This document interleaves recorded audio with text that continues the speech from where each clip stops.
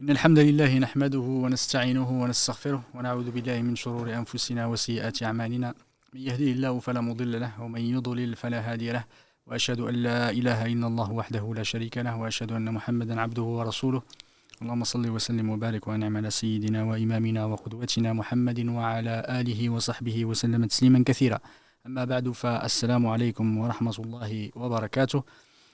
Bienvenue dans ce nouveau live, en compagnie de Cheikh Mahmoud, qu'Allah subhanahu wa ta'ala le récompense par le meilleur, qui est revenu parmi nous, alhamdulillah, après ce voyage et ce hajj qu'on espère, Inch'Allah ta'ala, accepter. Alhamdulillah, c'est avec un grand plaisir, il nous a beaucoup manqué, on profite, alhamdulillah, pendant ce dernier live de la série sur la sunna, Inch'Allah ta'ala, pour effectivement l'avoir avec nous. Et profiter alhamdoulilah, de sa sagesse et de sa science qu'Allah subhanahu wa ta'ala l'élève en degré et lui accorde de la sincérité dans les paroles et dans les actes, et à nous tous. Alhamdoulilah, on a vu l'importance de la sunna effectivement au travers de ces cours.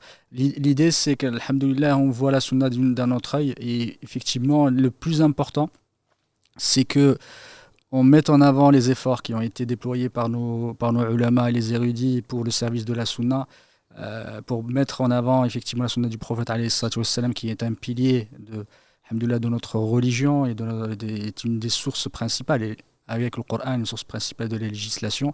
C'est important de redonner sa vraie place à la sunna, lillahi alhamd, et voir effectivement comment cette sunna a été transmise, comment elle a été enregistrée, et son histoire qui est extrêmement riche. Aujourd'hui, on voit de la sunna parfois que la surface, mais on ne voit pas tout ce qu'il y a derrière comme travail, comme effort, comme on va dire comme sang et sueur derrière, qui ont été déployés par les sahaba, qu'Allah subhanahu wa ta'ala les agrée, par ceux qui ont succédé jusqu'à maintenant. La sunna du prophète alayhi salatu wassalam continue à être au centre de l'intérêt des musulmans de façon générale et des savants.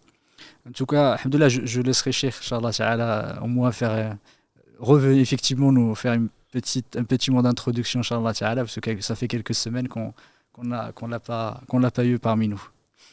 Bismillah, alhamdulillah, wa salatu wa salam ala rasulillah. Le plaisir de partager, alhamdulillah. Vraiment partager avec notamment nos frères et sœurs que j'ai rencontrés, qui vous passent le salam, très heureux d'être de cette belle famille qu'Allah subhanahu wa ta'ala a voulu donc faire de nous cette communauté, belle communauté, s'il en est.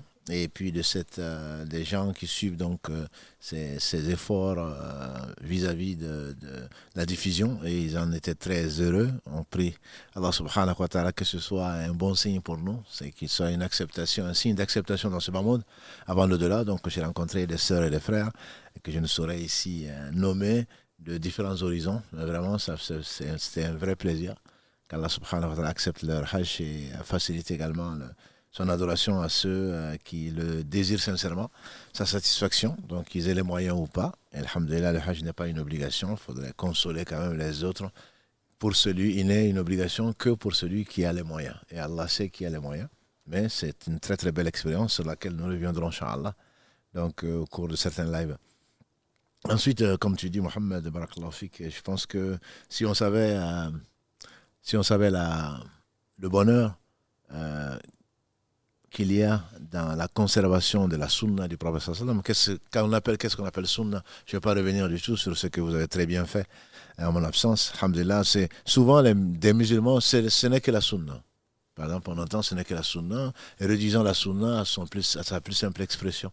Alors que ce n'est pas du tout ça. La sunna, c'est le fondement même donc, de l'islam, dans la mesure où Allah a voulu, donc subhanahu wa ta'ala, comme l'a dit le prophète sallam lors de son dernier pèlerinage, je vous laisse deux choses, si vous y accrochez, jamais vous ne connaîtrez la perdition, le livre d'Allah et ma sunna. Donc c'est pas toute une école, la sunna c'est un ensemble donc de choses, parmi lesquelles il y a des choses qui sont obligatoires, et parce que souvent quand on entend c'est sunna, ça veut dire que c'est pas obligatoire, c'est bien de le faire. Alors que bon, vous en avez parlé, il y a différentes catégories, il y a des choses qui sont obligatoires, qui sont fortement recommandées, ne serait-ce que par pudeur, le fait de savoir que c'est ce qu'Allah aime, on n'a pas, nous, à être là en train de dire oui, ça c'est pas important. Parce que si c'était pas important, Allah ne nous aurait pas envoyé le meilleur des hommes pour nous enseigner de ce que lui, il aime, lui qui n'a besoin de personne. Donc je pense que c'est vraiment un manque quand on entend quelqu'un te dire non, c'est la sunna, ou ça, ce sont les gens de la sunna, comme on l'entend malheureusement dans certaines contrées, ou même dans certaines de nos villes, et entre les frères et les sœurs. Je pense que c'est vraiment un manque de pudeur. Parce qu'Allah a choisi le meilleur des hommes, accompagné par les meilleurs des hommes, pour nous laisser la meilleure des religions, la forme en tout cas qu'il agrée, subhanahu wa ta'ala. Donc je pense qu'on doit, quand on parle de la sunna, on dit que l'imam Malik, Allah lui fasse miséricorde, quand il prenait un hadith, quand on venait l'interroger, sur un hadith, puisqu'il fait partie de ces hommes qu'Allah a honorés dans ce bas monde, qui leur accorde le paradis et son agrément, on dit que quand on l'interrogeait sur un hadith, il se levait, il demandait à celui qui interrogeait de l'attendre, qu'il allait prendre les grandes ablutions, qu'il allait porter ses meilleurs habits, se parfumer, et ensuite dire, voilà ce que j'ai entendu de Nafia, qui a entendu d'Ibn Omar, qui a entendu du prophète sallallahu alayhi wa sallam, parce que c'est pas qu'on parle d'Allah, on parle de sa religion. Donc c'est pas quelque chose de simple. Donc Anas disait, je n'aimais pas la courge, mais dès que j'ai vu le prophète sallallahu alayhi wa sallam en train de le manger, je l'ai aimé. Voilà. Donc on ne peut pas comparer des chevaux aux ânes, quoi. C'est pas possible. On ne sait pas vraiment la richesse et la chance que nous avons, nous, d'avoir tout mâché. C'est tout mâché. On est des consommateurs, mais on ne sait même pas d'où viennent les choses. C'est pour cela que je pense que vraiment que c'est là, cette série de lives, alhamdoulilah, qu'Allah nous en fasse profiter, c'est quelque chose d'extrêmement important de savoir que ce n'est pas, contrairement aux coranistes dont vous avez un peu parlé, et d'autres qui pendant, on prend le Coran, on laisse ceci, tu ne sais pas ce que tu es en train de perdre. Voilà. Si tu savais la sunna, tu t'y accrocherais. On fait de l'imam Malik, qu'Allah fasse miséricorde, la sunna c'est l'arche de Noé. La sunna, c'est l'arche de Noé. Celui qui monte est sauvé. Celui qui ne veut pas, celui-là, il est perdu. Celui qui n'y monte pas est perdu. Il ne s'agit pas d'une façon de s'habiller, d'une façon de parler, d'une façon de prétention. Il ne s'agit pas de ça. Il s'agit d'un comportement, d'un respect, d'une connaissance, donc qui amène nécessairement au respect et au bon comportement. Donc c'est tout cela, et ce que vous avez également dit, c'est tous ces efforts de ces hommes qui, pour que Allah, qui n'a besoin de rien, nous conserve donc ce qu'il y a d'aussi précieux. Et comme je dis parfois, je n'ai pas vu une science humaine, entre guillemets, aussi détaillée, aussi précise que la science du hadith. Et ça, je pense que malheureusement, on ne pense pas, oui, ce sont des hommes comme nous, non. Et c'est des hommes. Nous, on est, je ne sais pas comment il faut nous qualifier. C'est vraiment des gens qui prenaient, qui ont donné, comme tu dis, sueur et sang, pour aller vérifier ne serait-ce qu'un seul hadith. Voilà, ce qui n'est pas notre cas. On ne prend même pas de nous ça, dans ces moments de réseaux sociaux où on n'entend que des choses qui n'ont aucun fondement. C'est des gens qui étaient tellement précis parce qu'ils craignaient Allah, à partir du hadith du prophète sallam qui dit « Celui qui ment sur moi », mais non, le mensonge sur moi n'est pas équivalent, c'est pas un mensonge ordinaire, bien que le mensonge ordinaire soit grave, mais c'est pas un mensonge ordinaire. Celui qui ment sciemment sur moi, qui le réserve sa place en enfer, comme on réserverait un hôtel. C'est quelque chose d'assuré. Et donc, c'était des gens qui craignaient Allah et qui vérifiaient les mots, qui vérifiaient des gens de qui ils prenaient. Quand on comprend tout ça, on se dit, nous, on a sur un plateau d'or. Et malgré ce plateau d'or, bien sûr, on le repose du pied et on va chercher ailleurs. Donc ça, je pense vraiment que c'est très important. J'espère que Allah a fait profiter les gens qui ont pu assister à cette série et puis d'autres pour vraiment respecter ces gens qui ont donné leur vie, qui ont donné leur bien, pour que Allah subhanahu wa ta'ala les utilise et utilise donc ces gens pour nous enseigner et donc également pour les honorer, pour les remercier, parce que celui qui ne remercie pas les gens ne remercie pas Allah, comme l'a dit le prophète sallallahu alayhi wa sallam. Et donc ne pas reconnaître leurs efforts et leur supériorité, je dirais, c'est certainement se prendre pour ce qu'on n'est pas. Donc tout ceci, c'était une longue introduction, mais pour dire c'est extrêmement, mais vraiment, si on savait la chance qu'on a, entre guillemets, si on peut parler de chance, l'aubaine qu'Allah nous accorde, certainement on aurait été beaucoup plus reconnaissant. Barakallahu fik, jazakallahu khairan. Et effectivement, on est arrivé à peu près dans les discussions jusqu'à peu près au IVe siècle. On avait vu, alhamdoulilah, l'âge d'or de la compilation de la Sunna, et on a vu effectivement que ça s'est concentré, il a un moment, à peu près un siècle, où il y a eu les plus grands ulama, les plus grands érudits, effectivement, qui nous ont transmis la Sunna, à savoir le Bukhari, Muslim, Abu Daoud, Tirmidhi, Nasa'i, Ibn Majah, tous ils ont vécu à peu près au même moment. Alhamdulillah. Qu'Allah subhanahu wa ta'ala les récompense par le meilleur. Et c'est là on a vu effectivement l'apogée dans la science du hadith. Et Je rappelle juste alhamdoulilah, une petite la question qu'on a évoquée, pardon, on a posée la semaine, je crois que c'est la semaine dernière ou la semaine d'avant. Il y a une question effectivement qui est destinée à nos téléspectateurs. Quelle est la personnalité, le savant érudit qui a véritablement compilé la sunna du prophète alayhi salatu wassalam de façon très large sous l'initiative, pardon, sous l'égide de Omar ibn Abdel Aziz radiyallahu ta'ala anhu, rahimahullah ta'ala, qui a effectivement lui a demandé de compiler la sunna du prophète alayhi salatu wassalam.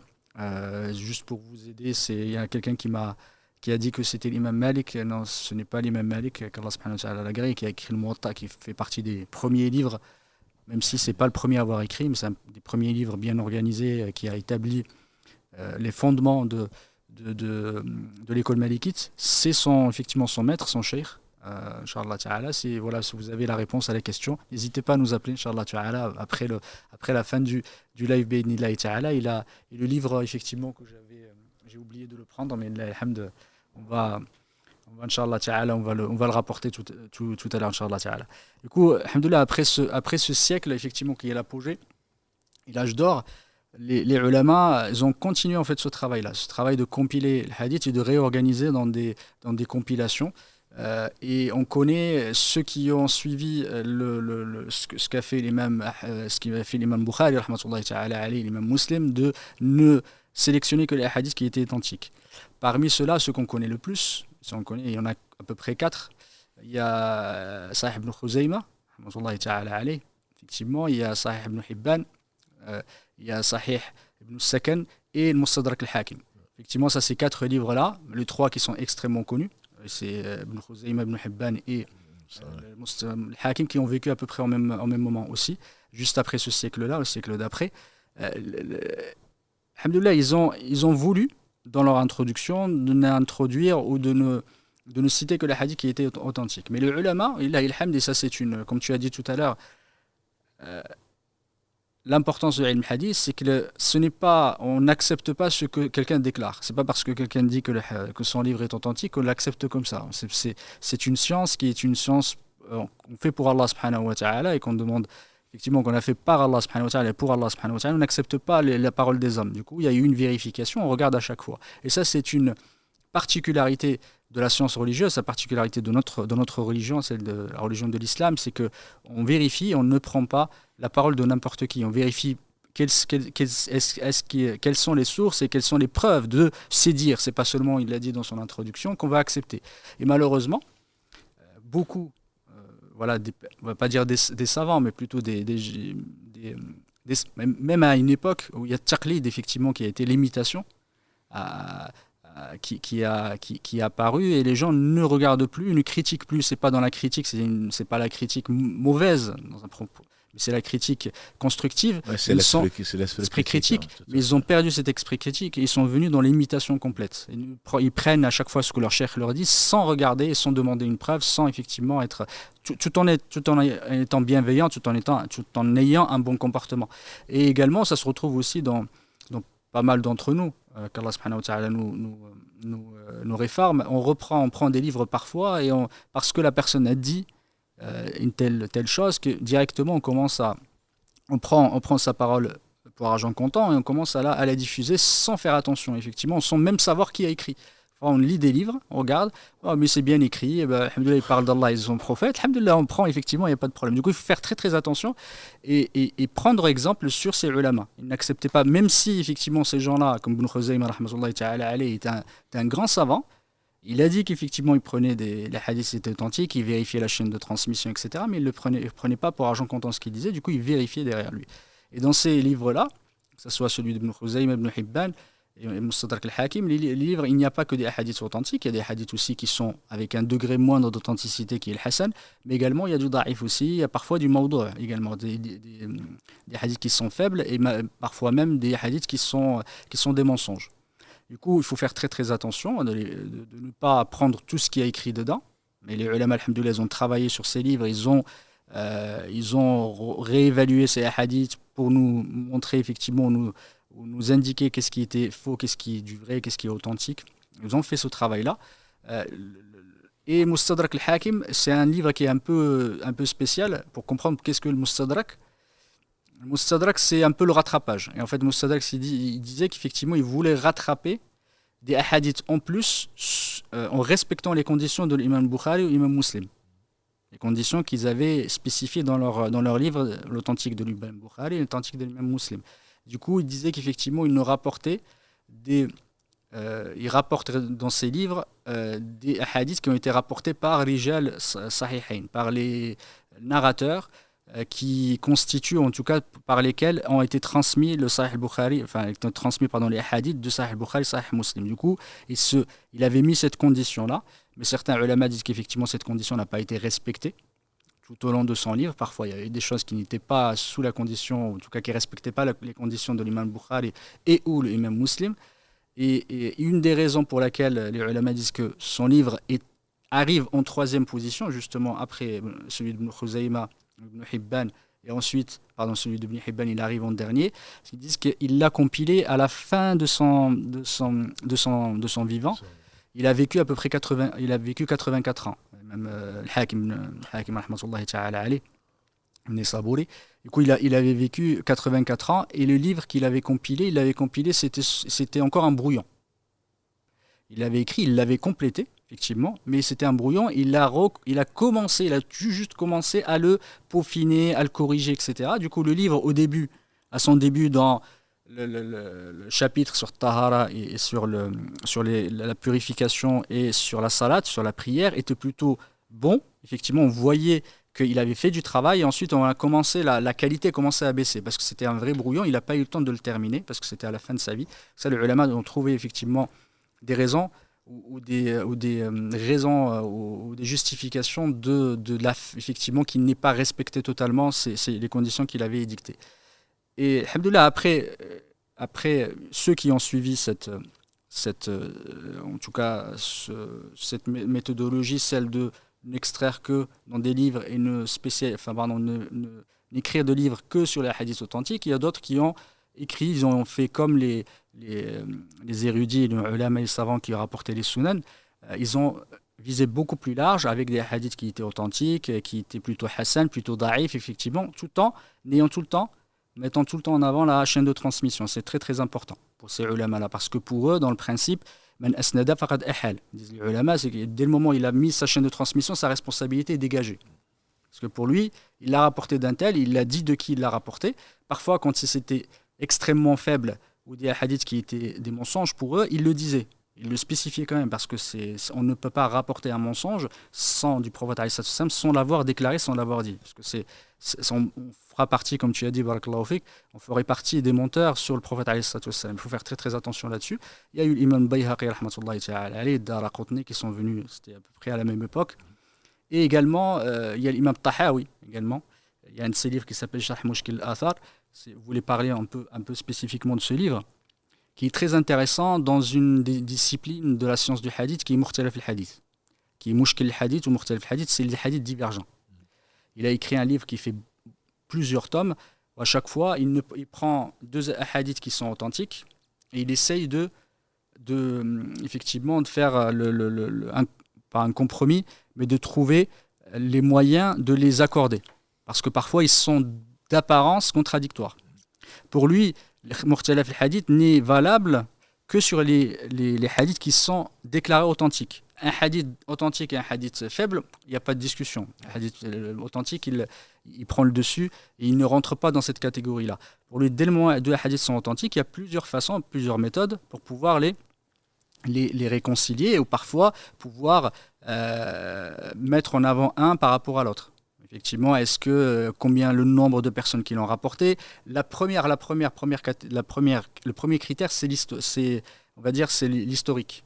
Quel est le hadith le plus ancien par rapport à l'autre? Parce que dès le moment où il est plus ancien, le nouveau va primer. Pourquoi? Parce qu'il va abroger l'ancien. Ainsi de suite. Mais avant d'arriver au choix entre les deux, il faut d'abord les concilier. Dès le moment où il y a un moyen de les concilier, on va les concilier. Il y a des exemples qu'on a traités plein de fois. C'est par exemple dans la salat, ceux qui disent qu'effectivement, quand on fait le recours sur les genoux, d'autres qui disent directement avec les mains. Ça fait partie, par exemple, des exemples de hadiths qui sont contradictoires d'apparence, mais les ulama, chacun, par rapport à ce qu'Allah subhanahu wa ta'ala lui a inspiré, va faire ce travail-là. Ou comment réparer la prière. Exactement. Et parmi ceux-là, il y a Imam Tahawi rahmatullahi ta'ala alayhi, qui a écrit 2 livres, il y a un qui s'appelle Sharh Ma'ani al-Athar et l'autre c'est Sharh Mushkil al-Athar. Il y en a un qui est plus large que l'autre. Et il a effectivement fait écho au premier qui avait travaillé ce sujet-là, qui était Imam Shafi'i rahmatullahi ta'ala alayhi, Mukhtalif al-Hadith, et l'autre effectivement d'un autre auteur dont j'ai oublié le nom, qui s'appelle Ibn Qutayba, Mukhtalif al-Hadith, qui avait travaillé dès le 3e siècle sur ce sujet-là. Et lui, il est parti un peu plus loin pour peaufiner ce sujet. Et à ce moment-là aussi, est apparu d'autres ouvrages qui n'existaient pas avant, des ouvrages de spécialisation. C'est la première fois qu'on a écrit spécifiquement un livre sur l'essence du hadith. Le premier à avoir écrit, des ulama ont déjà écrit sur l'essence du hadith, sur la terminologie du hadith, en accordant une petite place dans certains ouvrages, comme par exemple l'imam Shafi'i rahmatullahi ta'ala alayhi dans Risala, dans le livre de Risala, qui est un livre de fondement de la jurisprudence. C'est le premier livre qui a été écrit dessus. Et dedans, il y a un chapitre qui parle, quelques éléments où il parle de science du hadith. Mais le premier à avoir écrit un livre indépendant, c'est le Qadir Rama Hormouzi rahmatullahi ta'ala alayhi, dans le Muhaddith al-Fasil. Ce livre-là, c'est vraiment un livre qui est spécifiquement dédié à la science du hadith. Alors retenez ça parce que ça sera la question de la semaine prochaine. Moi, je le dis, je vous prépare dès maintenant. Mais alhamdoulilah. Ça, c'est qui a écrit ce livre. Et après le Hakim, celui qui a écrit le Mustadrak, il a écrit aussi un livre juste après, qui s'appelle Ma'rifat Ulum al-Hadith, la connaissance des sciences du hadith, après Ibn Salah, etc. Ils se sont suivis. Il y a aussi une nouvelle façon, de nouveaux ouvrages qui ont commencé à apparaître, comme le Mustakhrajat. Ce qu'on appelle le Mustakhrajat est très important, qui est une spécialité extrêmement importante, dans le sens où les gens ils vont venir, la mustakhraj c'est comme l'extraction, tu vas extraire, mais dans le sens, c'est pas réellement une extraction, mais ils vont aller prendre un livre comme ça, comme le livre Sahih al-Bukhari ou Sahih Muslim ou d'autres, les livres de la Sunna, et il va reconstituer en fait la chaîne de transmission du hadith par rapport à sa propre chaîne de transmission.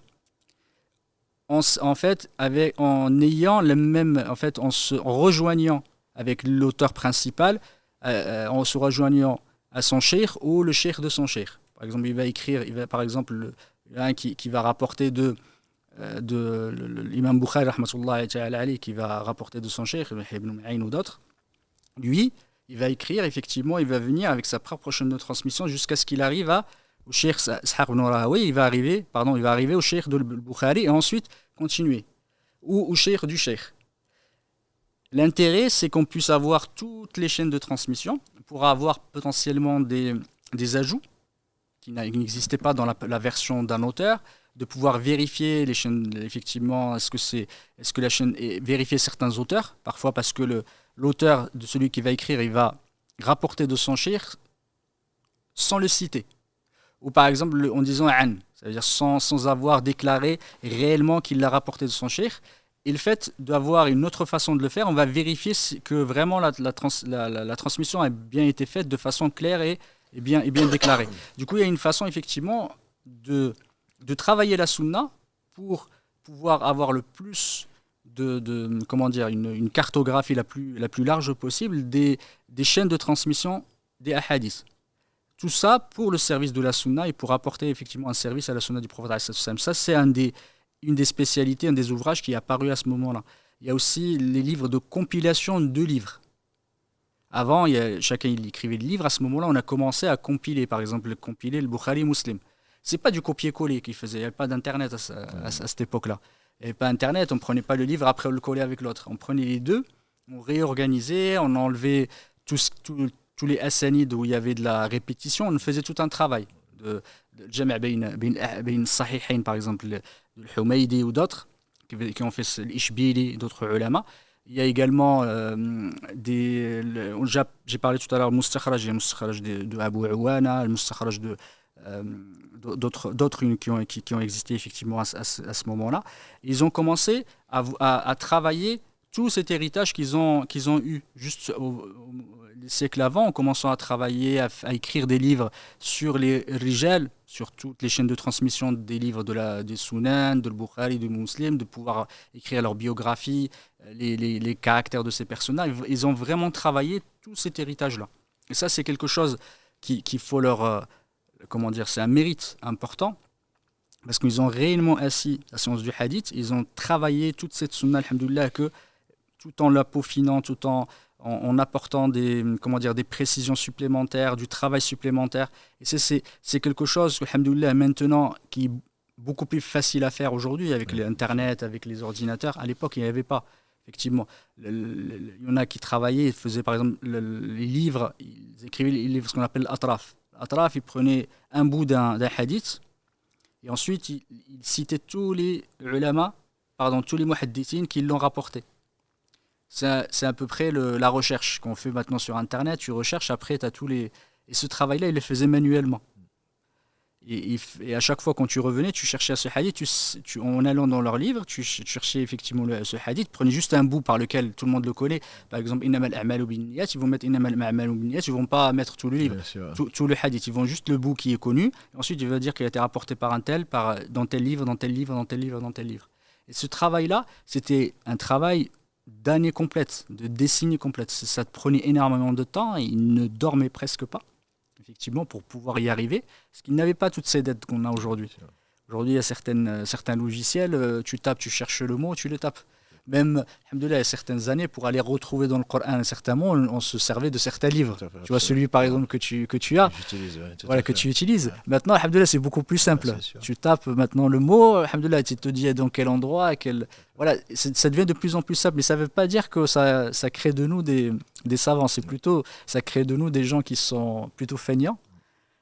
Et quand il revenait, alhamdoulilah, dans ces livres, disent les ulama, parfois quand tu prends le livre, tu recherches quelque chose, en recherchant, tu vas pas y arriver du premier coup, ça va te prendre beaucoup de temps, mais en feuilletant, tu vas arriver en fait à lillahi alhamd, à retrouver, en tout cas à t'imprégner d'autres choses. En feuilletant, tu vas lire et ensuite, alhamdoulilah, tu vas avoir beaucoup plus de choses parce que tu n'arrives pas directement à la cible, ce que tu recherches réellement. Du coup, ça les aidait à revoir parce qu'ils étaient obligés de relire. Parfois, quand ils cherchaient quelque chose, Imam Shafi'i rahmatullahi ta'ala, il dit qu'il y a quelqu'un qui avait posé une question, on rapporte de lui, il avait un cours, il disait justement, il mettait en avant les sources de la législation. C'était le Coran, la sunna du prophète, l'ijma' et le qiyas. Il y a quelqu'un comme ça dans l'assistance qui lui pose la question, il a dit le Coran et la sunna, on voit très bien. Il lui a dit l'ijma'. D'où tu tiens la preuve, d'où ça te vient? Pourquoi tu dis ça? Il a dit il n'arrivait pas, il ne trouvait pas de la réponse parce que pour lui c'était une évidence. Mais il n'avait pas la preuve. Parce que comme parfois pour nous, on dit pourquoi tu pries le dohr 4 fois. Tu le sais, tout le monde le sait. Mais quand on va te demander quelle est la preuve, parfois tu ne l'as pas en tête. Du coup, il dit, il est parti, il est rentré chez lui, il est resté plusieurs nuits, il a relu le Coran 60 fois pour rechercher effectivement l'origine. Il a trouvé, effectivement, la preuve. Il dit effectivement, effectivement, c'est ceux qui, effectivement, à quel, dit Allah subhanahu wa ta'ala, dans la sourate, j'ai oublié la sourate, ceux à qui la vérité a été éclairé ou a été parvenu et qui recherchent un autre moyen que celui, en tout cas qui prennent un autre chemin que celui des croyants. C'est la sourate An-Nisa, verset 115. Barakallahu fik. Et effectivement, à partir de là, de ce verset-là, il a dit voici la preuve de Ijma'. Parce que celui qui va rechercher un autre chemin que celui des croyants. Tout à fait, absolument. Et alhamdoulilah, on voit le travail qui a été mené par ces ulama-là, lillahi alhamd. Et c'est important, comme tu disais tout à l'heure, c'est de leur rendre hommage. Parce qu'on fait ce cours-là, je vois peut-être que c'est un peu trop spécialisé, on rentre un peu trop dans les détails, parfois peut-être, mais c'est de montrer quelles étaient l'étendue des efforts qu'ils avaient menés. C'est pas seulement des gens, enfin, on récupère certains livres, on voit des fois des petites... des citations, Rawa al-Bukhari ou Rawa Muslim, mais on ne sait pas tout l'effort qu'ils ont mis en avant. Et c'est important de les remercier, on leur rendre effectivement hommage, au travers de ces cours-là pour que les gens les connaissent un petit peu plus et qu'ils sachent effectivement quel est l'apport qu'ils ont apporté pour la sunna du prophète alayhi salam et plus largement pour notre religion. C'est eux qui nous ont transmis la sunna du prophète alayhi salam. Kabarakallahu fik, c'est juste pour voilà, quelques mots, je parlerai après des derniers siècles. Alhamdoulilah, peut-être un jour on fera la même chose pour le Coran, Inch'Allah Ta'ala. Ce sera peut-être. Mais moi, ce que je retiens, effectivement, comme tu dis, ça peut paraître spécialisé. Il faut reconnaître, je pense que c'est très très important de savoir, c'est pas une religion qu'on hérite. Oui. Donc ça, je pense que c'est important. Combien de gens quand ils ont découvert autre chose, ont changé de religion. Comme les gens qui pensaient que la vie valait le coup et ne connaissaient pas l'au-delà une fois qu'ils l'ont découverte, Allah les a orientés vers. Donc c'est une porte d'entrée. Ça, je pense que c'est important. Et on aime que ce que l'on connaît. Donc c'est pour cela que malgré les précisions que tu viens de donner, c'est pas du détail. C'est la première chose. Ensuite, je pense qu'il y a une chose qui est très très importante, à mon humble avis, qui doit nous servir à chacun d'entre nous, spécialiste ou pas, c'est la méthodologie. Je trouve honnêtement que c'est si important. S'ils l'ont pris, même si on ne leur demande pas quelles sont les preuves, quand on prend un des versets 7, je crois, de la sourate 49, quand Allah dit si vous les croyants, quand un pervers vous apporte une information, vérifiez-la. Et donc, on n'a pas l'impression on le lit comme ça. Effectivement, il y a un historique, il y a une histoire, on sait pourquoi, à quelle occasion plutôt, Allah. Mais en fait, c'est tout un comportement. Et eux, parce qu'ils craignaient Allah, parce qu'ils le connaissaient, ils se devaient d'appliquer ça, et bien qu'ils ne considèrent pas les gens comme pervers. Donc c'est une chose qui est générale et qui doit nous accompagner dans notre réflexion, dans notre respect de la vérité, dans la recherche même, c'est ça la recherche en fait. Donc comparer ce qui est dit, est-ce que ça a une réalité ? D'autant plus que ça t'engage dans cette vie et dans l'au-delà. Donc ça, je pense que c'est extrêmement important. Homme ou femme, tout responsable se doit, quand il entend une chose, c'est pas parce que ça vient d'un tel, on connaît le fameux dire qu'on attribue à Ibn Abbas ou à l'imam Malik, qu'Allah leur fasse tous miséricorde, on prend de tout le monde, on laisse de tout le monde sauf du prophète sallallahu alayhi wa sallam. Donc quel que soit, si l'imam Malik va contredire ou apporter des informations ou chercher d'autres sources que celles qui ont été rapportées par l'un de ses maîtres en affaires, c'est pas parce qu'il veut les contredire, au contraire. C'est parce que pour renforcer, et comme Ibrahim alayhi salam, il demande à Allah, montre-moi comment est-ce que tu vas ressusciter les morts. Allah lui dit, est-ce que tu ne crois pas? Il dit, si, je crois, c'est juste pour apaiser mon cœur.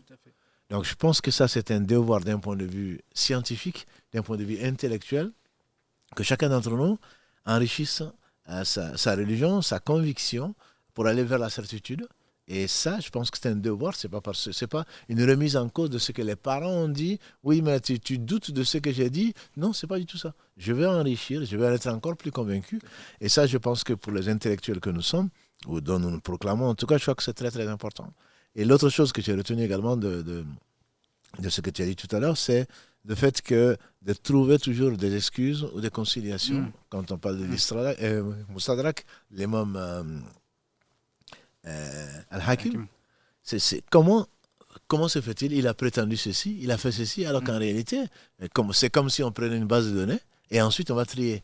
Donc toujours trouver, comme on fait dire au prophète sallam, trouver 70 excuses à son frère, et sans compter que certainement Allah subhanahu sait quels sont les efforts qu'ils ont faits pour arriver à ça. S'ils arrivent à du bien, c'est grâce à Allah, mais au moins ils seront récompensés.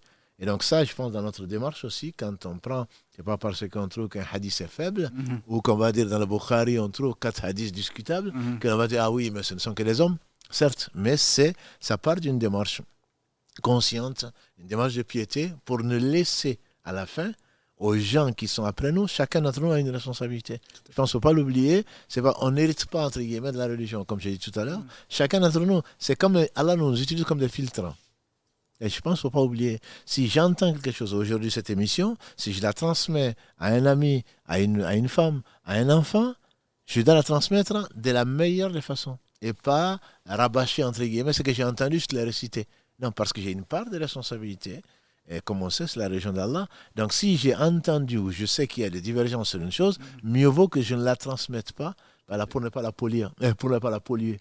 Donc ça, je pense, entre autres, que ces deux leçons qui me paraissent vraiment très, très importantes, par rapport à ce que j'ai entendu, même si ça peut paraître être des spécialités, des choses très spécifiques, mais c'est la rigueur qui doit être une des clés, je pense, de conduite de tout un chacun. Ce n'est pas à nous, ce n'est pas notre religion, c'est la religion d'Allah, et surtout, il y a un jour où on aura à rendre compte. Allah dit dans la sourate 50, il ne prononce pas une parole s'il n'a pas à côté de lui un écrivain, et qui sont fidèles. Donc, il s'agit vraiment d'être exigeant, à mon humble avis, vis-à-vis de ce que l'on transmet, vis-à-vis de ce, parce qu'on en est le témoin, et à ce moment-là, on va suivre une méthodologie, pas parce qu'on va idéaliser les gens, simplement, Allah leur a donné ce qu'il ne nous a pas donné, c'est-à-dire la piété, qui fait qu'avant de dire quoi que ce soit, il faut la vérifier, parce que demain, tu auras à répondre à ce que tu as dit. Effectivement, l'exemple de l'imam Shafi'i, cette histoire qu'on raconte de lui, on voit que l'importance qu'ils accordent à la science. Effectivement, une question comme ça qui est parfois banale, que quelqu'un peut-être l'aurait prise, il n'aurait même pas écouté. Il est parti, il est resté plusieurs jours, effectivement, à aller relire le Coran et à aller chercher effectivement mot à mot jusqu'à ce qu'il retrouve effectivement ce verset de Surat Nisa 115, je crois. C'est ça, 115.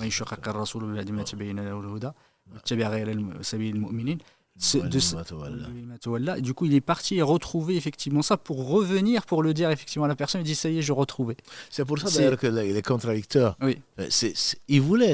Bon, il y a des gens bien sûr qui sont des polémiqueurs, c'est pas la peine de passer leur temps. Mais quelqu'un qui te pose une question, en fait, Allah il t'interroge. Exactement. Et là, moi qui suis de l'ancienne école, en voulant aller chercher quelque chose dans un livre, pas seulement taper le moteur Google, mais tu apprends énormément de choses à côté, et puis finalement tu dévies presque, tu apprends tout à fait autre chose. Exactement. Mais c'est Allah qui a voulu t'éduquer au travers d'une question. Donc ne dis pas que celui-là il pose trop de questions. C'est la question intéressante. Tu dois faire des recherches dessus, et par là, Allah il t'éduque, il t'enseigne ce que tu ne savais pas. Il faut garder effectivement cette démarche-là.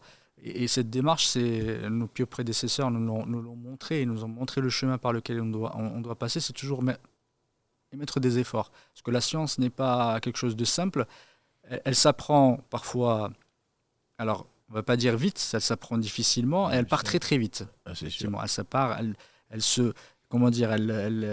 Elle s'évapore comme l'eau sous 50 degrés. Hein. C'est très très facile effectivement de perdre pendant une vingtaine d'années pouvoir apprendre la science, et au bout de 3-4 ans, ça y est, tout est parti. Et c'est très très important ces ulama, ils ont consacré leur vie à la science, ils ont consacré leur vie à asseoir la science, à la codifier, à toujours s'améliorer, à toujours rechercher l'excellence. Et alhamdoulilah, ces ulama, ils ont toujours apporté quelque chose par rapport à ceux qui étaient avant. Soit en apportant des précisions, soit en codifiant effectivement une science pour l'écrire, soit d'aller se spécialiser dans quelque chose. Du coup, ils ont toujours apporté, parce que c'était ça leur intérêt, c'est toujours apporter quelque chose de plus qui va venir servir notre religion, qui va venir servir la sunna. Et alhamdoulilah, à partir de ces siècles-là, on a connu, comme j'ai dit, Daraqutni, l'imam Tabarani, rahmatullahi ta'ala alayhi, qui a écrit le Mu'jam Kabir, l'Awsat al-Saghir. Ils ont écrit effectivement d'autres compilations, tout en rapportant eux-mêmes les sunnahs du prophète alayhi salatu wassalam. À chaque fois, ils connaissaient les chaînes de transmission, ils rapportaient d'eux jusqu'au prophète alayhi salatu wassalam. Parfois, il y avait 4, 5, 6 personnes. C'est important pour eux, et c'est un honneur pour eux. Il faut aussi le savoir. C'est un honneur d'être rattaché directement au prophète alayhi salatu wassalam. Maintenant, parfois, on lit des livres, mais pour eux, c'était important, pas seulement le livre, de se dire, moi, je le rapporte avec ma propre chaîne de transmission au prophète alayhi salatu wassalam, pour ne jamais casser cette chaîne et toujours être lié au prophète alayhi salatu wassalam et la lumière du prophète alayhi salatu wassalam. C'est très important de le savoir. D'ailleurs, une parenthèse, jusqu'à ce jour, c'est ce qui fait l'une des particularités de certains savants, dont certains qui vivent contemporains, qui vivent encore en Mauritanie, par exemple. Shanqaiti ou d'autres, et même dans la science du Coran. Il y a des gens qui vont prendre pour avoir une ijaza. On prend de celui qui nous l'a enseigné, et ensuite à son enseignant, et remonter jusqu'au professeur sallallahu alayhi wa sallam. Donc c'est vraiment la garantie. C'est, encore une fois, je dis, on ne peut pas aimer une chose qu'on ne connaît pas. C'est quand, ah oui, mais comment se peut-il? Aujourd'hui, on tape sur Google et puis c'est terminé. Alors qu'en réalité, c'est des gens, comme je dis parfois, si je crois en Jésus, c'est parce que je le trouve dans le Coran. Tout à fait. Si je crois en Moïse, c'est pas parce que... Non, parce que je le trouve dans le Coran. Voilà, donc c'est une chance, c'est une opportunité de pouvoir se baser sur les choses qui sont, Je dis solide, ça amène de la certitude. Ce n'est pas j'ai entendu, mon père a dit qu'il y avait un homme qui s'appelait ceci, qui a fait cela. Bon, il a pu se tromper.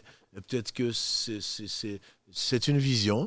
Peut-être que c'est pas vrai. Alors que là, tu peux remonter jusqu'à la source première qui est encore intacte et que tu peux aborder. Ça, je pense que c'est vraiment, encore une fois, la science du hadith, pour moi, c'est vraiment l'une des plus belles sciences humaines qui puisse exister. Totalement.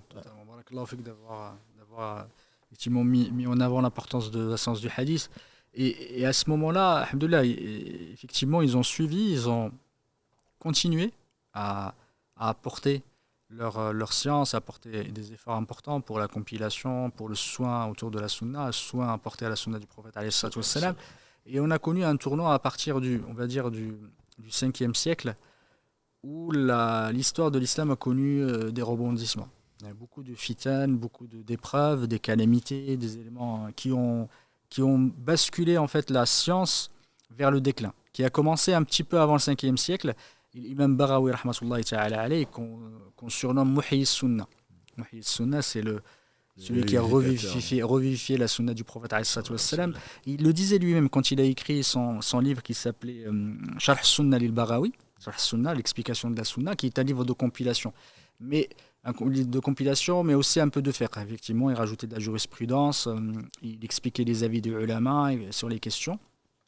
Il disait pourquoi il avait écrit ce livre, parce qu'il voyait de plus en plus l'empreinte ou la recrudescence des gens de l'innovation et de la passion qui ont pris les devants, et il voit que la sunna n'a plus que, en réalité, que le mot. En fait, il y avait plus que le mot, et pour lui c'était important de revivifier la sunna et d'amener les gens effectivement vers la sunna du prophète alayhi salatu wassalam, parce que les gens ils se sont commencé à se désintéresser. Et c'est arrivé à un moment de l'histoire où on commençait à avoir le déclin de la khilafa abbasside,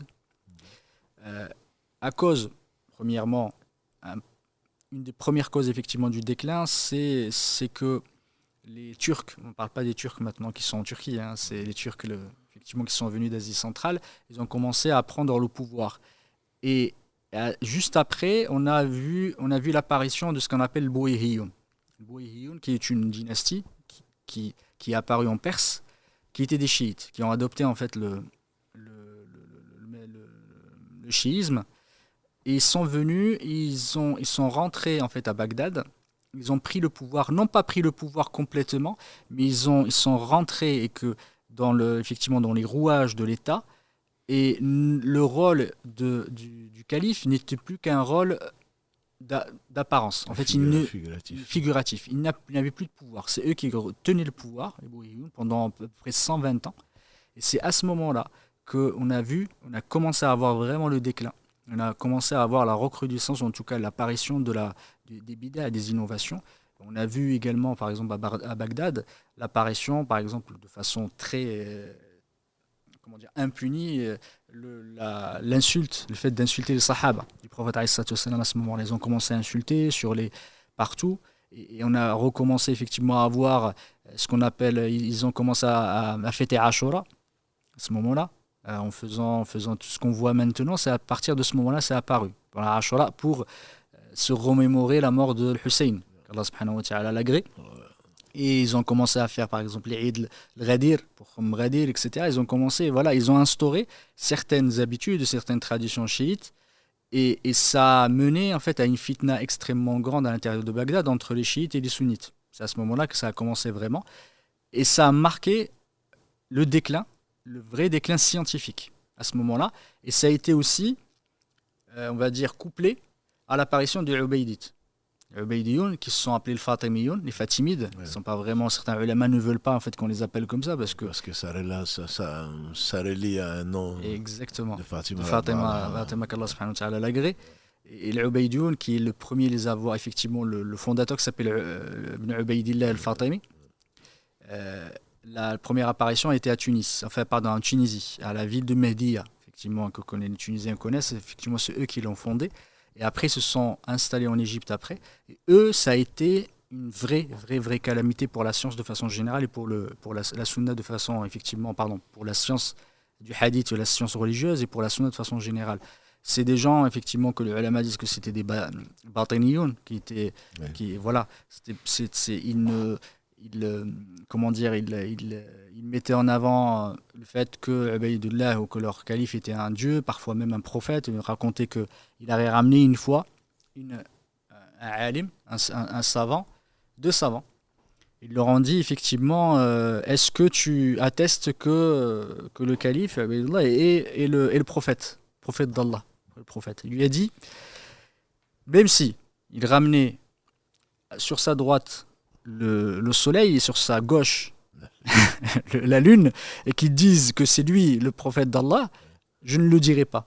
Et il les a tués, malheureusement. Et on raconte aussi, il y a plein d'histoires, effectivement, qui ont été racontées, des ulama qui ont été tués, qui ont été massacrés, qui ont effectivement vécu des horreurs, hein, des ulama, qu'Allah subhanahu wa ta'ala leur fasse miséricorde et qu'il les récompense par le meilleur.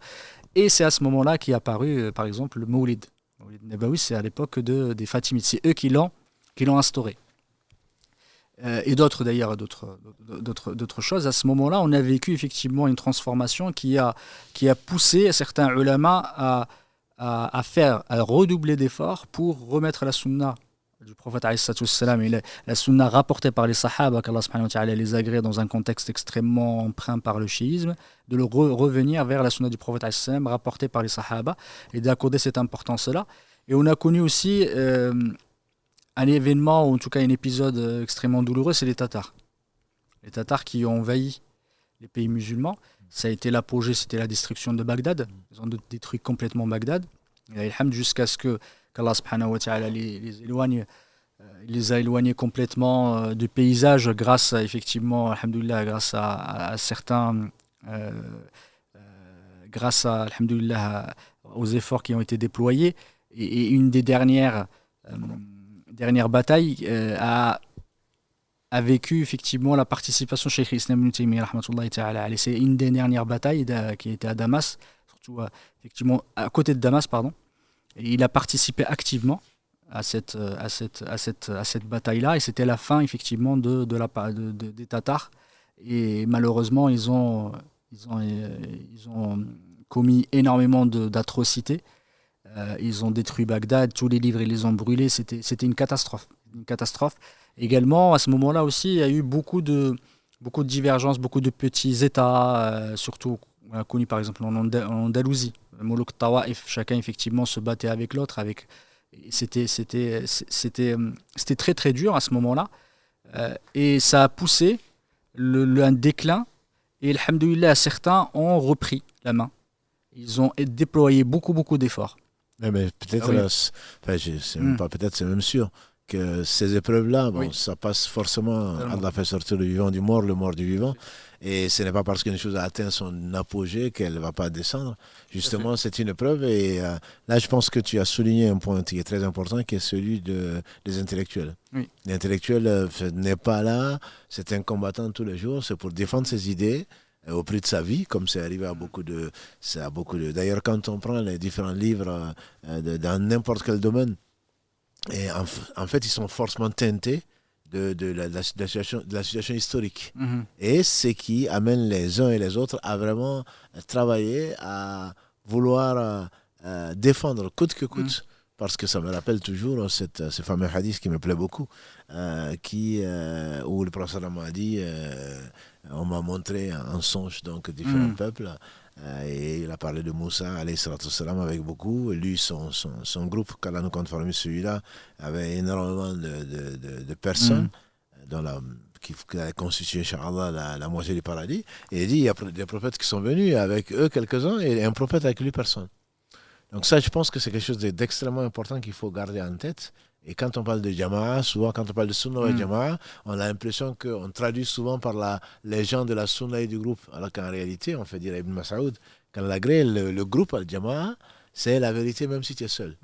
Donc c'est pas parce que l'imam Ahmad ou d'autres qui étaient minoritaires dans leur cité aujourd'hui, Ibrahim alayhi salatu salam, on vient du Hajj, c'est qu'il était ultra minoritaire. C'est pas pour autant qu'il n'avait pas raison. Donc quand on pense avoir raison, quand on est convaincu de choses, des idées, comme certains le font d'ailleurs, elles peuvent être complètement fausses, mais quand ils en sont convaincus, ils donnent pratiquement leur vie pour cela. Donc c'était un vrai combat, Ça, je pense honnêtement qu'il faudrait que les frères et les sœurs qui nous écoutent le comprennent.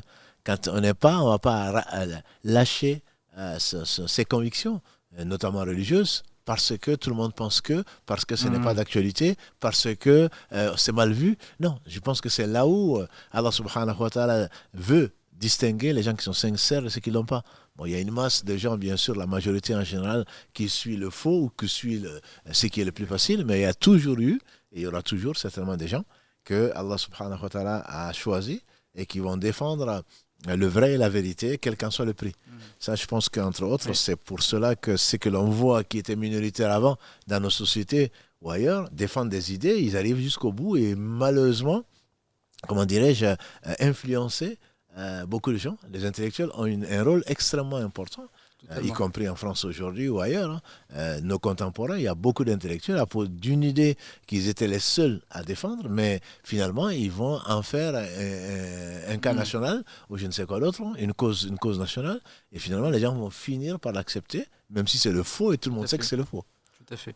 Barakallahu fik, c'est à ce moment-là on voit l'importance en fait de la science et l'importance des ulama dans notre histoire. Et quand je citais Ibn Taymiyyah rahmatullahi ta'ala alayhi, qui était effectivement un des grands savants, et il fait partie aussi d'une génération qui ont revivifié avec lui et ses élèves d'ailleurs. Ibn Qayyim et d'autres. Rahmatullahi ta'ala alayhi, Ibn Abd al-Hadi, si on connaît tous il y en a beaucoup des savants qui, Imam Mizzi rahmatullahi ta'ala alayhi, Hafid al-Mizzi, ça on parle vraiment des sciences du hadith. Et Imam Dhahabi, Imam Ibn Kathir, Ibn Rajab al-Hanbali rahmatullahi ta'ala, qui était son élève, Ibn al-Qayyim, comme tu as cité, barakallahu fik, si bien, al-Mizzi, Ibn Abd al-Hadi, Ibn Abd al-Hadi rahmatullahi ta'ala alayhi. D'ailleurs, juste une petite remarque, quand les gens écrivent, ils disent al-Hafid, ça a une signification. Oui. C'est celui qui connaît par cœur, mais les ulama ils disent qu'on ne donne ce titre de al-Hafid que celui qui connaît 100 000 hadiths. 100 000. Certains disent même 300 000, ils disent minimum 100 000 hadiths pour lui donner le titre de l'Hafid. Parce qu'avant il y a le Muhaddith qui est le premier degré, c'est celui effectivement qui transmet, parfois il écrit, il connaît, mais on ne dit Hafid que pour celui qui connaît 100 000. 100 000 minimum. Et après il y a le Hujja qui est la preuve, on parle de la preuve, après on parle de l'Hakim, celui qui connaît, mais ça c'est celui qui a le plus haut degré. Et alhamdoulilah, dès ce moment-là, il y a certains ulama qui se sont dressés, des ulama du hadith, qui ont apporté énormément de travail. Effectivement, ils ont apporté énormément d'efforts. Parmi eux, si on cite juste pour les citer, pour que les gens les connaissent, et je pense que vous les avez déjà entendus, comme le Hafid al-Baghdadi, le Khatib al-Baghdadi, rahmatullahi ta'ala alayhi. On peut citer Ibn Tahir al-Maqdisi, Ibn Tahir al-Salafi, pardon. Il y a également, il y a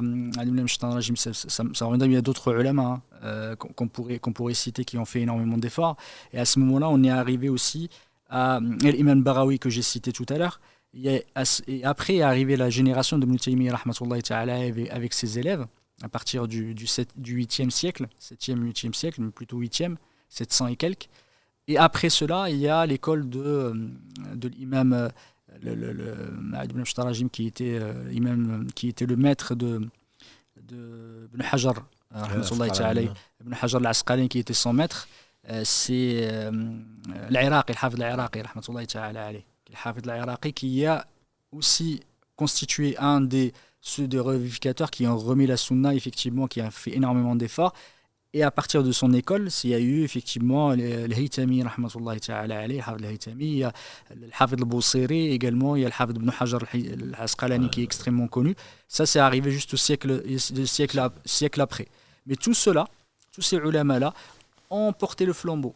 En fait, le flambeau de la sunna, et chacun il se le passait l'un après l'autre. Alhamdoulilah, tout en ayant c'est comme les Jeux Olympiques. Barakallahu fik, c'est comme les Jeux Olympiques. Ça fait le tour du monde et puis finalement, c'est une seule personne qui donne à une autre personne. Tout à fait. Finalement, on retrouve le même flambeau, quoi. Exactement. Donc ça, je pense, à mon humble avis, c'est une très très belle leçon. Exactement. Une très belle image. On n'est que des éléments. Et le fait de transmettre, si Allah a voulu que ce soit la science du hadith, parce qu'elle soit aussi rigoureuse, c'est bien justement parce que c'est très important. Et donc ce flambeau, cette graine, je pense qu'il faut toujours la garder. Et à défaut en tout cas de pouvoir la porter, au moins il ne faut pas l'éteindre.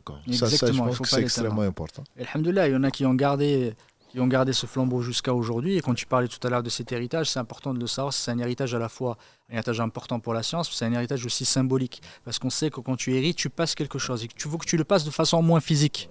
Parce que quand tu vas passer ton héritage, c'est pas des choses de façon qu'on va transmettre de façon virtuelle, mais de façon réelle. Et la science, elle se transmet de façon réelle. Et il faut garder cette chaîne-là, parce que les ulama sont les héritiers du prophète, alayhi salatu wassalam, et c'est primordial de garder cette chaîne, de tout le temps transmettre l'un après l'autre, même avec une parole, même par un geste, peut-être par un acte, mais au moins transmettre quelque chose à la génération future. Et ça, c'est le rôle à la fois des prophètes, des ulama et des éducateurs également. Effectivement, c'est ce que tu vas laisser derrière toi, c'est la science que tu vas laisser, tu dois la transmettre, tu dois la faire voir, tu dois la transmettre réellement aux personnes. Ouais, c'est l'une des sagesses pour lesquelles, parmi les 3 choses qui restent après ta mort, c'est bien ça. C'est vraiment, ça, c'est le véritable héritage, alors que tes héritiers entre guillemets, physiques vont s'attraper, s'étriquer sur l'argent, qui va pas rappeler. Par celui qui a eu, comme l'a dit le professeur Salam, celui qui a eu une part de science, il a eu énormément comme héritage. Exactement. C'est sûr. Exactement.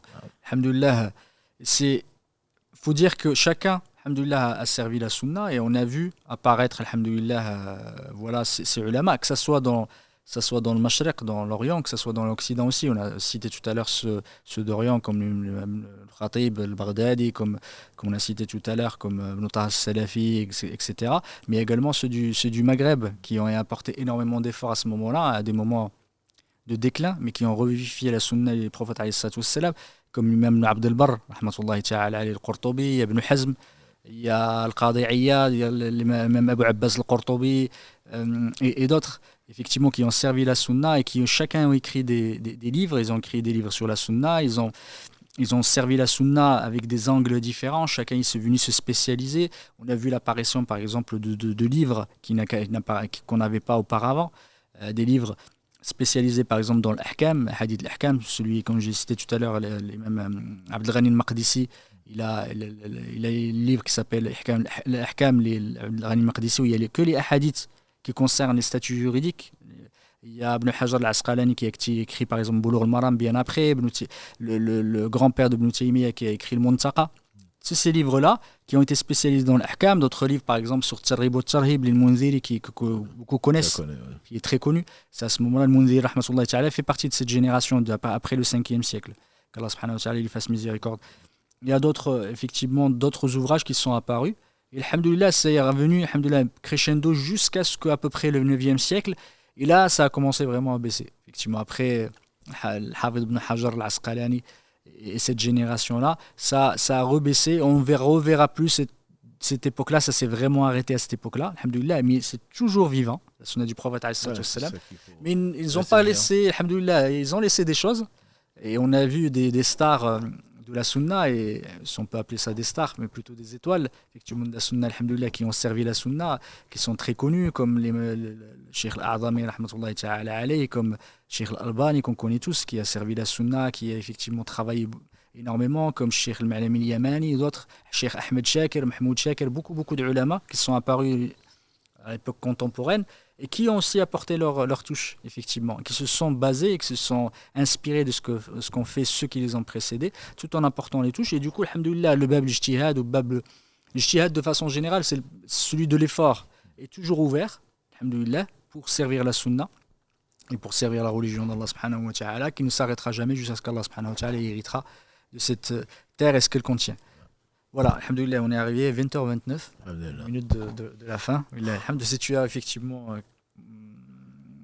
quelques précisions à apporter, ou non, c'est pas, pour moi, c'est pas des précisions, c'est surtout, je pense que, encore une fois, je rappelle, ça c'est ce fameux hadith qui me plaît beaucoup, où Anas disait, l'homme, c'est ce qui leur a beaucoup plu, c'est aux compagnons du prophète sallam, après que Allah les ait donné la foi, c'est que le bédouin qui est venu en disant au prophète sallam, l'homme aime des gens et il n'arrive pas à faire ce qu'ils font. Il a dit l'homme ira avec les gens qu'il aime.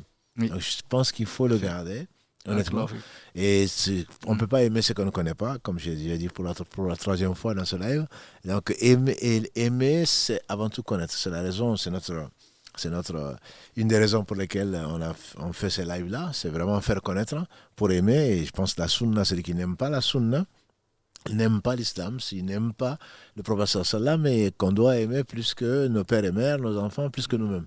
Donc ce ne sont que les héritiers et qui aimaient le prophète sallam. Donc s'ils aimaient le prophète sallam, on prie Allah pour qu'il les rassemble avec le prophète sallam. Et donc si nous on les aime pas, je crains qu'on ne soit pas rassemblés avec eux. Si eux ils sont rassemblés avec le prophète sallam, c'est qu'ils ne les aiment pas, je crains qu'ils ne le soient pas. Donc je pense que le minimum, on peut de sa chaise être rassemblé avec le prophète sallam, c'est d'aimer ces gens-là, les gens que Allah aime. Et d'ailleurs le prophète sallam demandait souvent à Allah, c'est Allah qui lui a indiqué, Allah qui était dans le sujoud de Allahumma inni as'aluka hubbaka wa hubba ma yuhibbuka wa hubba amal alladhi yuqarribuni ila hubbik. Oh Allah, donne-moi, je te demande ton amour, l'amour des gens que tu aimes, voilà, et l'amour des œuvres qui rapprochent ton amour. Et donc, alhamdoulilah, l'homme peut être avec des gens avec des savants, uniquement parce qu'il les a aimés, et en se disant, mais si j'avais la science qu'ils avaient, j'allais faire la même chose. Mais c'est le vrai amour, je veux dire, c'est pas de la philosophie. Et l'homme peut être avec des gens dont la gauche ne sait pas ce que la droite a donné parce qu'ils n'en ont pas, mais ils aiment ces gens-là qui donnent, qui dépensent pour Allah parce qu'ils croient au jour du jugement dernier. Donc, encore une fois, c'est une question de cœur et qu'Allah subhanahu wa ta'ala nous fasse profiter donc, de ce qu'il nous a enseigné, notamment donc, de cette sunna qu'il a purifiée, qui fait partie des choses dont il a promis la conservation, et effectivement, il l'a fait. Et donc, qu'Allah subhanahu wa ta'ala bénisse toutes les personnes de cette chaîne d'or qui descend du prophète sallam jusqu'à donc au meilleur de chaque époque.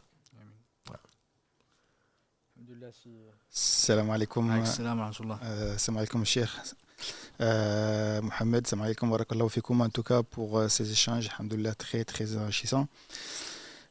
Cheikh, beaucoup de personnes sont contentes de te revoir de retour et espèrent que vous avez passé un beau hajj et que votre hajj soit accepté, Inch'Allah. Et donc, il n'y a pas trop de questions comme sur les précédentes questions. Je pense que le sujet peut-être est un peu technique, donc les gens n'ont pas forcément trop de questions sur le sujet. Il y a pas mal de questions qui sont sur des choses qu'on a déjà traitées, notamment pour les ablutions. On a déjà fait plusieurs lives là-dessus. Donc, je vous invite une nouvelle fois à vous rendre sur la page YouTube de la mosquée. Vous tapez ablution Mosquée Mirail, vous allez retrouver toute la série, Inch'Allah. Et je pense qu'on va commencer par les appels déjà. Il y a déjà des appels en attente, Inch'Allah. Allô, salam alaikum. Salam alaikum. J'avais une question. Vous m'entendez? Oui, allez-y, on vous écoute. Oui, je voulais savoir, j'avais vu un thème ce matin, ça n'a rien à voir avec ce que vous avez cité, et j'aurais bien voulu que l'imam, si je peux dire ainsi, puisse me répondre, et on disait comment faire taire les innovateurs. Comment faire taire les innovateurs? Comment faire taire les innovateurs? Oui. Je ne sais pas si la question est destinée à l'imam ou pas, mais puisque ça a un rapport directement avec la sunna, et ce qu'on a dit, donc l'innovation, il y a un certain nombre de choses qui se disent dessus, mais en fait l'innovation, ce n'est pas Internet, même si c'est une innovation technique, on appelle l'innovation, donc c'est qui en matière de science prétend se rapprocher d'Allah par une méthode qui n'est pas celle qui est légiférée. Donc pour connaître, faire taire les innovateurs, justement, je pense que pour moi c'est le thème vraiment de ce live. C'est le fait de connaître qu'est-ce qui a été révélé. Une innovation, c'est prétendre se rapprocher de Dieu. Excusez-moi, j'avais même pas vu le thème, alors c'est vraiment ouais, d'accord. Voilà, donc une innovation, c'est le fait de vouloir se rapprocher d'Allah par autre que ce qui a été rapporté et purifié par Allah subhanahu wa ta'ala de la sunna du prophète sallallahu. Donc si on le prend comme ça, on ne peut pas lutter contre les innovateurs sans connaître la sunna et sans l'appliquer. Donc en fait, ce n'est pas des livres et des livres qu'on écrit que les gens n'entendent pas. C'est avant tout être aussi protégé par Allah et être en sa compagnie pour être vraiment résistant, pour être persévérant dans la voie que Allah a tracée et qu'il a préservée. Donc tout le thème, en tout cas toute notre conviction, elle est celle-là, c'est que la seule façon, comme on a dit, la sunna disait, en fait, dit l'imam Malik, la sunna, c'est l'arche de Noé. L'arche de Noé, on sait que Noé est resté 950 ans avec son peuple et que de ce peuple-là, Ibn Abbas, on lui fait dire qu'il n'y a que 80 familles pendant 950 années qui ont été sauvées par Allah. Tout le reste a été détruit par le déluge. Donc il compare la sunna à cette arche de Noé. C'est que celui qui monte dans cette arche, dans ce bateau, entre guillemets, est sauvé. Celui qui ne monte pas, il est perdu. Et donc là, effectivement, il faut connaître donc, la sunna du prophète sallam, l'appliquer en soi-même, c'est-à-dire aimer Allah, le connaître, aimer Allah, aimer les gens que Allah aime, et également aimer les actes donc, que Allah aime. Par conséquent, il faudrait les mettre en pratique et ne pas accepter tout ce que l'on peut trouver sur différents réseaux dont je ne vais pas faire la publicité, des gens qui se prétendent réformateurs en réalité, qui sont égarés, qui égarent les autres, etc. Mais c'est une loi d'Allah. Allah a voulu ceci, ça va se réaliser justement pour distinguer les gens qui sincèrement aiment Allah subhanahu wa ta'ala et que Allah aime, puisqu'il les préserve, et par rapport à des prétentieux qui disent aimer l'islam et qui, au nom de l'islam, donc se mettent à vendre ce qui ne leur appartient pas. Mais alhamdulillah, Allah a toujours fait amener des gens dans chaque génération. Allah a plutôt voulu, dans sa sagesse, dans sa miséricorde, élire des gens qui connaissent leur religion et qui la mettent en pratique et qui ne la vendent pas et qui sont envers et contre tout, qui s'inscrivent donc dans cette logique qui est la seule qui vaille. Merci beaucoup. Barakallahu fik. Barakallahu fik, merci. Je voulais vous demander autre chose, si c'était possible, vite fait. C'est possible? Oui. Allez-y, voilà. dernière Je voulais question, vous demander, je sais qu'Allah, merci, je sais qu'Allah Azzawajal, et c'est le tout miséricordieux, le très miséricordieux, subhanallah. Et j'avais une question pour une personne que je connais, et je fais des doras pour cette personne. Je voulais savoir, j'ai un peu honte de vous poser cette question, mais je voulais savoir si Allah pardonnait l'association. Et je fais des doras pour que cette personne, pour qu'Allah guide et accorde la guidée et la quitter à cette personne. Et je voulais, parce que je sais qu'Allah il guide et égare qui il veut. Et je voulais savoir si l'association, on m'a dit que c'était le seul péché qui n'était pas pardonné. Et il y a un autre imam qui me disait que oui, donc du coup, je me suis dit, jamais 203, je vous pose la question à vous. Non, mais alhamdulillah, si vous avez la réponse, je pense que ce n'est pas la peine de poser au quatrième imam que vous allez rencontrer. Juste, je veux dire que les gens, c'est une vérité. Allah dit dans la sourate des femmes, 4, verset 48, et il est dit également dans le verset 116, Inna Allah la yaghfiru an yushraka bihi wa yaghfiru ma duna dhalika liman yasha. Allah ne pardonne pas qu'on les associe quoi que ce soit en dehors de ça. Il pardonne à qui il veut. Donc Allah le dit, ça fait partie c'est l'injustice la plus ignoble, c'est d'associer Allah alors que c'est lui qui a tout créé sans besoin. Voilà. Mais les gens le comprennent souvent en disant il a été associateur et puis donc Allah ne va pas le pardonner. Non, Allah a dit dans la sourate 39, verset 53, قل يا عبادي الذين أسرفوا على أنفسهم لا تقنطوا من رحمة الله إن الله يغفر الذنوب جميعا إنه هو الغفور الرحيم. Dis-leur ya Muhammad, ô vous qui vous êtes fait outragement tort, y compris le shirk, jamais ne désespérez la miséricorde d'Allah. Allah pardonne tous les péchés, il est le pardonneur, le miséricordieux. Ça veut dire que quand Allah dit qu'il ne pardonne pas, c'est celui qui meurt dans l'état d'associé. Celui qui est associé à Allah, c'est celui qui meurt. Mais les compagnons du prophète sallam, combien ont adoré Lat et Izza? Combien ont adoré des idoles? Mais Allah les a pardonnés, Allah les a choisis, Allah les a amenés au paradis. Donc Allah pardonne absolument tous les péchés, mais à condition de ne pas mourir en étant associateur. De ne pas rendre l'âme. Exactement. Celui qui rend l'âme. Il faut continuer à faire le droit jusqu'à ce que la personne rejoigne son Seigneur. D'accord, Inch'Allah, d'accord. Merci beaucoup. Avec plaisir, barakallahu fik. Barakallahu fik. Merci, barakallahu fikum. Karim, on a d'autres appels, Inch'Allah. Allô, salam alaikum. Allô, salam alaikum. Wa alaykoum salam. Vous êtes en direct. S'il vous plaît, si juste vous pouvez éteindre votre ordinateur ou ce que le moyen Oui, que ça vous y est, j'ai utilisez. éteint. Pardon? Ça y est, j'ai éteint. Très bien. Vous êtes en direct, Inch'Allah. Vous pouvez poser votre question. Ah ben, salam alaikum tout le monde. Salam. Salam alaikum, cher. Comment allez-vous? Alhamdulillah. Alhamdulillah. Ah ben, mais c'est un plaisir de vous revoir. Allah yabarak fik. Allah khairan. Alors, moi, j'ai une question concernant la prière. Quand on fait des doigts et qu'on demande des choses à Allah, j'ai certaines personnes qui me disent que quand on lève la main, il ne faut pas essuyer le visage en disant Amin, que apparemment ce serait de l'innovation. Donc ça, c'est quelque chose qui m'intrigue et c'est une habitude que j'ai eue depuis toute petite. Oui. Donc voilà, j'aimerais savoir si est-ce que c'est bien d'essuyer les visages après les invocations ou pas. Alhamdulillah, c'est bon, ce sont des choses qui se font, c'est des choses que l'on entend, que l'on lit déjà. Il y a un hadith qui est discuté, si Mohammed pourra nous le confirmer, dans Omar ibn Khattab, radiallahu ta'ala anhu, on lui fait dire que le prophète sallam rarement lèvait les mains pour invoquer Allah sans l'essuyer sur le visage. Donc c'est pas le fait, si le hadith il est probablement discuté par les spécialistes du hadith que nous ne sommes pas. Donc il y a des hadiths qui sont des fondements. Le fait de le dire n'est pas une innovation, le fait de le faire n'est pas une innovation. Par contre, penser qu'il faut le faire systématiquement, ça devient une innovation. Voilà. Le prophète alayhi salatu salam, on l'a vu lever les mains, pour ceux qui ne connaissent très peu, comme la confiture, qui l'étale, voilà, le peu qui connaissent, non, le prophète n'a pas levé les mains, mais c'est faux, il y a comme un hadith où le prophète a levé les mains au point qu'on voyait donc la couleur de ses aisselles.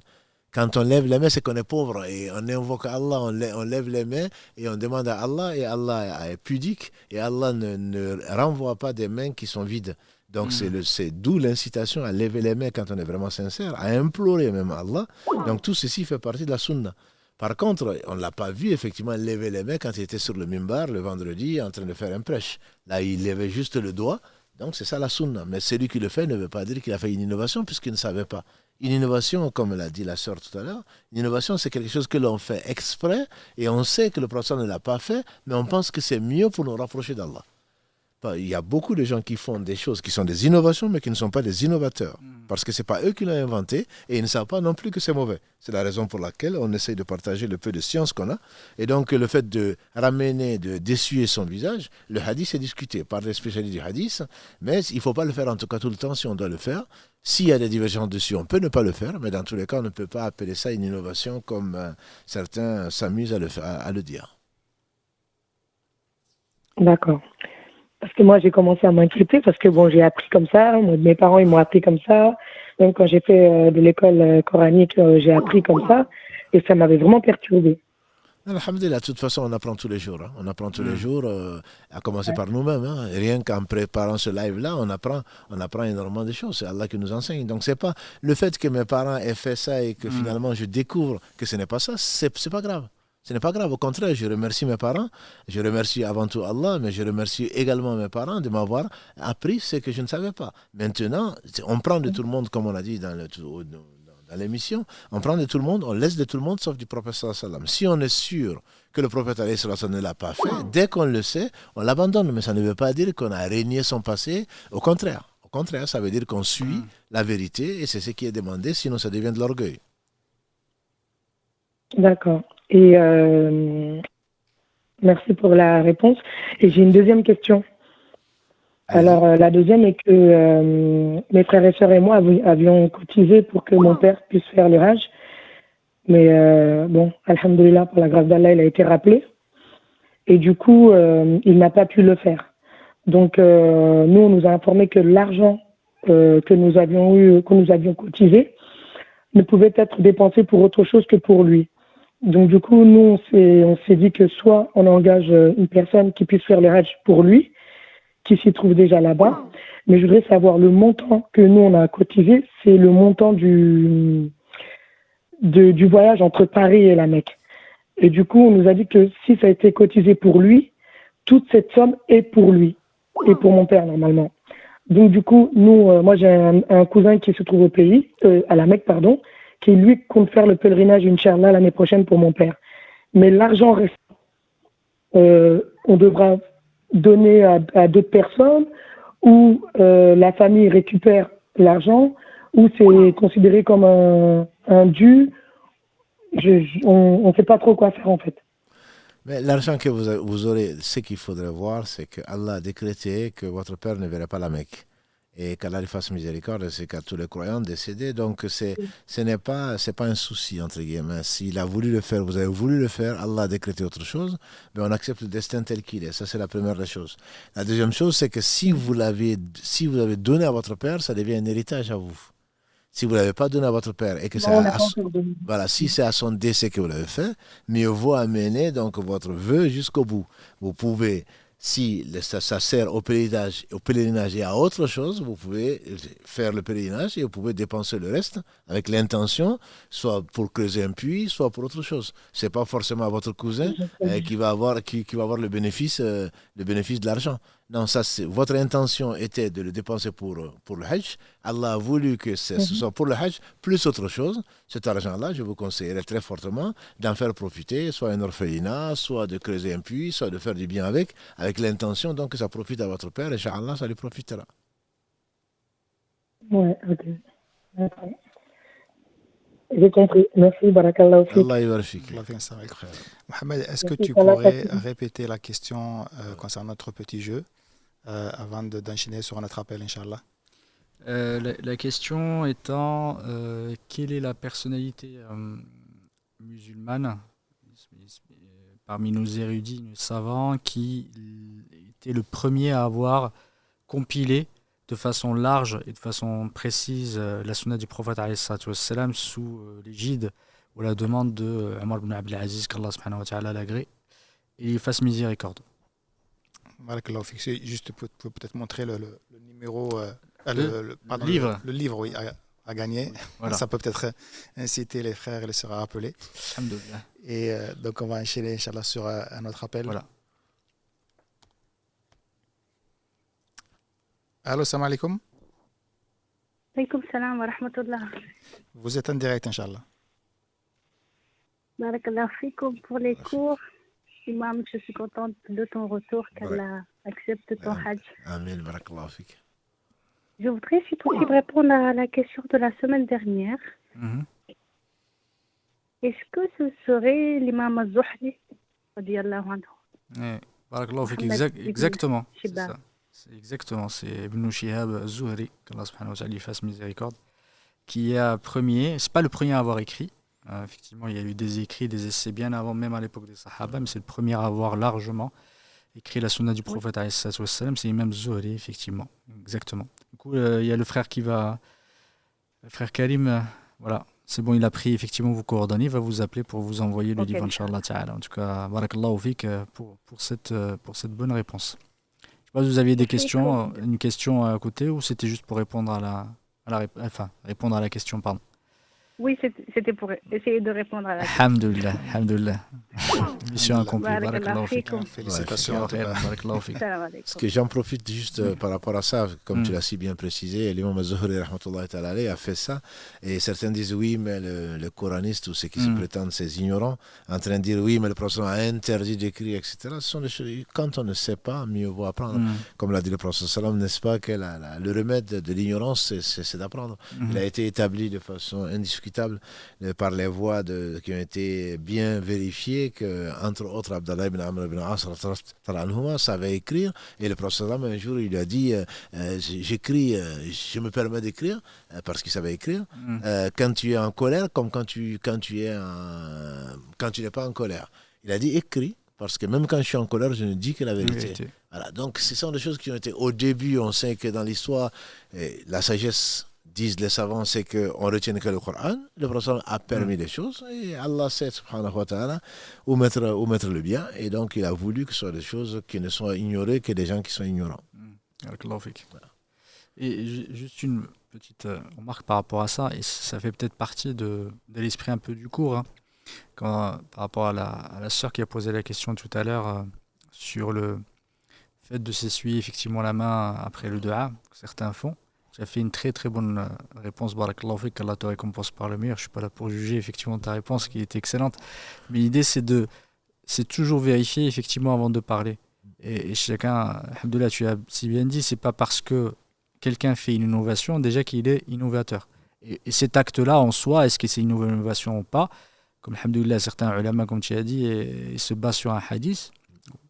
Quelques hadiths, mais le plus important, c'est celui d'Ibn Omar, que certains ont jugé Hassan, comme Ibn Hajar, rahmatullahi ta'ala alayhi. Et ce hadith-là a été d'ailleurs rapporté par Al-Hakim, dans le Mustadrak, qu'on en a parlé tout à l'heure pendant le cours. Du coup, ce n'est pas. C'est d'abord, regardez, même si le hadith est faible, daïf, eux, ils ont au moins une source, effectivement. Pour autant, on ne peut pas dire que c'est une vraie innovation. En fait, ça veut dire que tu te bases quand même sur une source. Cette source-là, peut-être que chez certains est forte et authentique, d'autres, elle est faible. Mais tu ne peux pas forcément dire. Tu peux effectivement ne pas être d'accord avec cette pratique, mais tu ne peux pas forcément réfuter, tu ne peux pas forcément répliquer à ces personnes, ou plutôt être agressif vis-à-vis d'eux. Et on voit malheureusement de plus en plus, surtout les jeunes, malheureusement, ils lisent effectivement certaines fatwas, certains livres, et ils se permettent d'agresser les gens, se permettent de mettre en doute la religiosité, la religion des autres, par rapport à un avis, par rapport à quelque chose qu'ils ont lu, peut-être pas compris, peut-être compris à moitié. C'est pas parce que ils ont même exactement rien lu. Et qui n'ont rien lu. Et dans l'autre sens, il faut que les autres aussi respectent effectivement. Certains qui te voient, des fois tu lèves pas la main, ils te disent mais oui, il lève pas la main après la prière. Et il n'essuie pas son visage, il fait pas comme les autres, etc. Ça devient aussi, il faut pas être sectaire ni d'un côté ni d'un autre, il faut pas être effectivement dans des extrêmes, il faut respecter les autres, surtout quand les gens ils se basent sur la sunna du prophète. Ils n'ont pas fait ça par passion. Ils n'ont pas inventé les choses. Du coup, faites très très attention là-dessus. Et c'est pour cette question-là, et pour d'autres d'ailleurs, pour d'autres réponses comme ça, soyez bienveillants, soyez compréhensifs, respectez les avis des autres, et ne soyez pas dans une vision extrémiste, effectivement, où vous allez plus rejeter les gens de la sunna que de les rapprocher. Tout à fait. Non, barakallah, moi je trouve que c'est une excellente réaction et une attitude, je pense, à observer. C'est comme on dit, plus on est savant, plus on est tolérant. Tout à fait. Parce que quand tu vois les gens qui sont les plus agressifs vis-à-vis de leurs frères en particulier, c'est les plus ignorants. Parce que j'ai lu ça, j'ai entendu et c'est tout. On ne connaît que ça, et comme je disais tout à l'heure pour la confiture, c'est comme la confiture, moins on en a, plus on l'étale. Alors, on ne connaît que ça, là, il faut vraiment que tout le monde sache que ça, c'est une innovation. Pourquoi ? Parce que j'ai lu sur Internet, un tel savant a dit, et alors ? Et on ne parle même pas d'innovation quand il y a des divergences entre des savants. J'ai dit savants dignes de ce nom, parce qu'ils ont des preuves, comme tu dis. Ils ont des preuves, ils se basent sur les choses qui ne sont pas considérées comme authentiques pour d'autres, mais qu'eux ils considèrent comme solides, etc. Donc ils se basent sur une chose. Et toi, tu ne te bases sur rien du tout. Tout à fait. Voilà. Donc ça, je pense que c'est une très belle remarque. Si on ne retient que ça ce soir, je pense que c'est une très bonne chose. Allah nous réforme. Amen. Barakallahu fikoum. D'autres appels, Karim ? Alors, on continue, Inch'Allah. Allô, salam alaikum. Alaikum salam. Vous êtes en direct, Inch'Allah. Bonjour. Salam alaikum. En fait, j'ai des questions. La première, ça concerne la prière. Par exemple, ici, la prière, c'est 23h50 et puis certaines mosquées, ils les décalent à 23h30. Là où j'ai pris aussi, c'est 23h30. Est-ce que c'est autorisé de prier avant l'heure de Dukhul ou bien... Et là, je ne comprends pas. Et la deuxième, c'est concerne le chapelet. Est-ce que c'est une innovation ou bien... C'est ça mes deux questions. On va laisser si Mohamed répondre. Non, tu sais, les horaires de prière, alhamdulillah, on en sourit, mais c'est une question malheureusement très très importante et vitale. Il n'y a pas de prière avant l'heure. Donc c'est une grande responsabilité que de désigner, que d'être imam ou d'être responsable ou de prétendre je fais des horaires, parce que devant Allah, si tu égares les gens, tu seras responsable. La prière n'est pas valable à l'unanimité des savants avant l'heure. Donc, bon, l'heure est définie par la position du soleil, etc. Bon, on ne va pas rentrer dans ce détail-là. Aujourd'hui, on ne regarde plus le soleil. On a d'autres moyens qui sont plus efficaces, plus précis d'ailleurs. Et alhamdoulilah. Donc, il y a différentes façons de déterminer les horaires. Si effectivement on a des preuves, comme dit ici Mohamed, si on a des preuves que ce sont des choses qui sont justes, il n'y a pas de mal. Mais le problème, c'est que souvent, on n'a pas de preuves. Souvent, on suit ses passions. J'ai entendu les gens en train de dire il ne peut pas y avoir plus d'une heure entre le Maghreb et l'Isha, par exemple. Pourquoi ? Parce que ça les arrange. Il ne peut pas y avoir. Comme si ils sortaient de je ne sais quelle école. Scientifiquement, c'est impossible. On ne peut pas affirmer ça. Ça dépend où on est. Bon, certains ont vécu, moi je sais que j'ai vu au moins 6 fois en Suède ou au Danemark, ou en hiver ou en été. Bon, c'est à 15 heures que le soleil se couche ou alors ça ne se couche pas du tout. Voilà, donc on ne peut pas affirmer des choses que l'on ne connaît pas. Effectivement, il faut faire confiance à des horaires. En gros, il y a trois méthodes de calcul. Il y a la méthode de 18-19 degrés, il y a la méthode de 12 degrés, il y a la méthode de 15 degrés, donc, qui est celle de l'ISNA, Islamic Society of North America. Et donc, les trois méthodes, je ne dis pas qu'elles ne sont pas bonnes, elles sont bonnes, les trois méthodes. Maintenant, quelle est la meilleure? Ils ont fait de l'ijtihad. Les gens qui l'ont fait, ce ne sont pas des sots, ce ne sont pas des gens qui suivent leur passion. Simplement, en pratique, les horaires peuvent très différer, mais on ne peut pas, surtout ce que je vois dans nos mosquées, c'est qu'on va suivre les horaires jusqu'à arriver à 11 heures. À partir de 23 heures, on dit que ce n'est plus supportable. Donc ça, vraiment, ça c'est suivre les passions. Qu'une mosquée, moi je respecterais quelqu'un qui, toute l'année, prie à une certaine heure parce qu'il a des preuves. Mais non, je prie jusqu'à 23 heures. Arrivé à 23 heures, je décide. Pourquoi? Parce que je suis mes passions, que ça ne peut pas aller au-delà. Non, tu peux, mais tu n'as pas le droit de l'imposer à qui que ce soit. Et donc ces horaires-là je ne vais pas faire de publicité, on suit, nous, une méthode, d'autres suivent d'autres méthodes, je les respecte, mais on n'a pas le droit de changer d'horaire parce que ça ne nous arrange pas, ou parce que c'est trop tard, ou parce que, sur quelle base? Au moins qu'on ait des avis scientifiques, j'entends des avis de savants qui craignent Allah, pour pouvoir les suivre. Et donc, si tu vas dans une mosquée où on avance l'heure, où on le fait avant l'heure en tout cas qui est prescrite, alors que la mosquée suivait ces horaires-là, il faut pas on prie avec eux, comme le disent les plus sages d'entre nous, et on refait la prière parce que la prière n'est pas valable. Voilà, donc il faudrait prier Allah subhanahu wa ta'ala de nous unir sur la vérité, et on ne peut pas suivre parce que non, dans cette mosquée c'est comme ça, donc je vais faire comme ça. Il y a des preuves comme quoi on ne peut pas prier avant l'heure, donc il ne faut pas suivre n'importe quel horaire qui change en fonction des passions des uns et des autres, quel qu'il soit. La deuxième question, c'était sur le chapelet. Et là, en fait, moi, ici à l'Île-de-France, et là, je suis à Châtenay. La mosquée de Châtenay, c'est 23h30. Et puis la mosquée de Clamart, à côté, c'est 49, un truc de 49 et encore plus de 10 minutes. Et là, les gens disent les horaires, c'est les êtres humains qui prévoient ça. Et puis, du coup, il s'appuie, entre les prières des Maghrib, Isha, il n'y a pas... Oui, mais mon frère, quand il rentre dans l'avion, je pense qu'ils ne vont pas discuter avec le pilote ni avec le commandant de bord. Hein. Non, les horaires sont aussi précis que conduire un avion. Hein. Simplement, c'est pourquoi on prévoit que dans combien de temps il y aura que l'Aïd, c'est tel jour, etc. C'est des méthodes très très précises. Donc, faut pas, en matière de religion, malheureusement, parce qu'on est ignorant, on suit nos passions. En matière de religion, nous on se dit, non mais c'est pas grave, 5 minutes avant c'est pas grave, 2 minutes avant c'est pas grave, alors que c'est grave. Les gens n'avaient pas ce problème-là parce qu'il n'y a pas de minutes. Mais une fois que l'on sait que c'est pas rentré, on n'a pas le droit de prier alors qu'on est convaincu que c'est pas rentré. La prière n'est pas valable. Donc à partir de ce moment-là, si elle n'est pas valable, ça veut dire qu'elle n'est pas agréée. Et donc que les gens arrêtent de prendre l'islam comme je ne sais quoi d'autre, c'est la chose la plus importante. On ne peut pas être précis dans n'importe quel métier, dans l'islam, considérer ça comme c'est pas grave. Non, c'est grave. Si je ne connais pas ces horaires de prière dans ces différentes mosquées, si les gens se basent sur des choses qui sont établies, avec des preuves scientifiques, alhamdoulilah. Mais on ne peut pas dire que c'est à 5 minutes près, c'est pas à 5 minutes près, c'est pas à 10 minutes près. Non, ça c'est pas vrai, ça c'est pas sérieux. Ça c'est pas sérieux. C'est grave ça. Ça c'est extrêmement grave. Ça c'est extrêmement grave. Qu'Allah nous réforme et nous oriente vers le meilleur. Et là, du coup, nous on a prié avant, on priait avec eux. Est-ce qu'on va répéter les prières passées ou bien...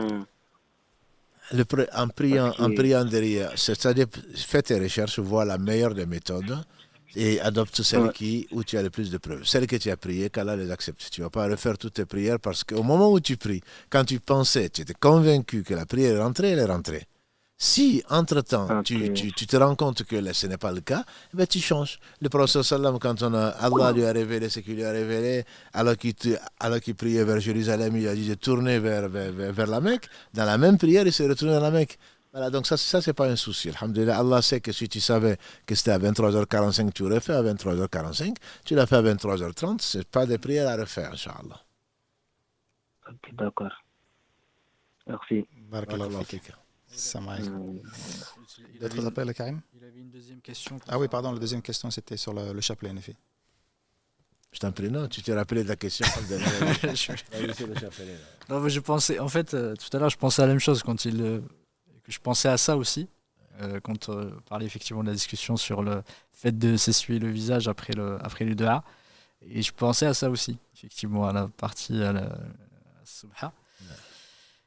Alhamdoulilah, les ulama disent qu'effectivement, on ne peut pas dire que c'est une innovation, que c'est une bid'a, parce qu'il y a certains sahaba, effectivement, ne faisaient pas avec la subha en proprement parler, mais ils comptaient avec des petites noix ou avec des cailloux, avec le hassa. Le prophète, alayhi salam, ce qu'on rapporte de lui, c'est qu'il le fait, effectivement, il comptait avec ses doigts. Mais du coup, le fait de dire que c'est une bid'a n'est plutôt une, comment dire, il ne faut pas traiter ces gens-là d'innovation, ni dire que c'est une bid'a. L'avis, effectivement, le plus juste, c'est de dire que ceux qui en considèrent la subha, comme a dit Cheikh Islam ibn Taymiyyah, qui considèrent comme étant un symbole religieux, plutôt qu'un outil qui nous permette de faciliter une adoration.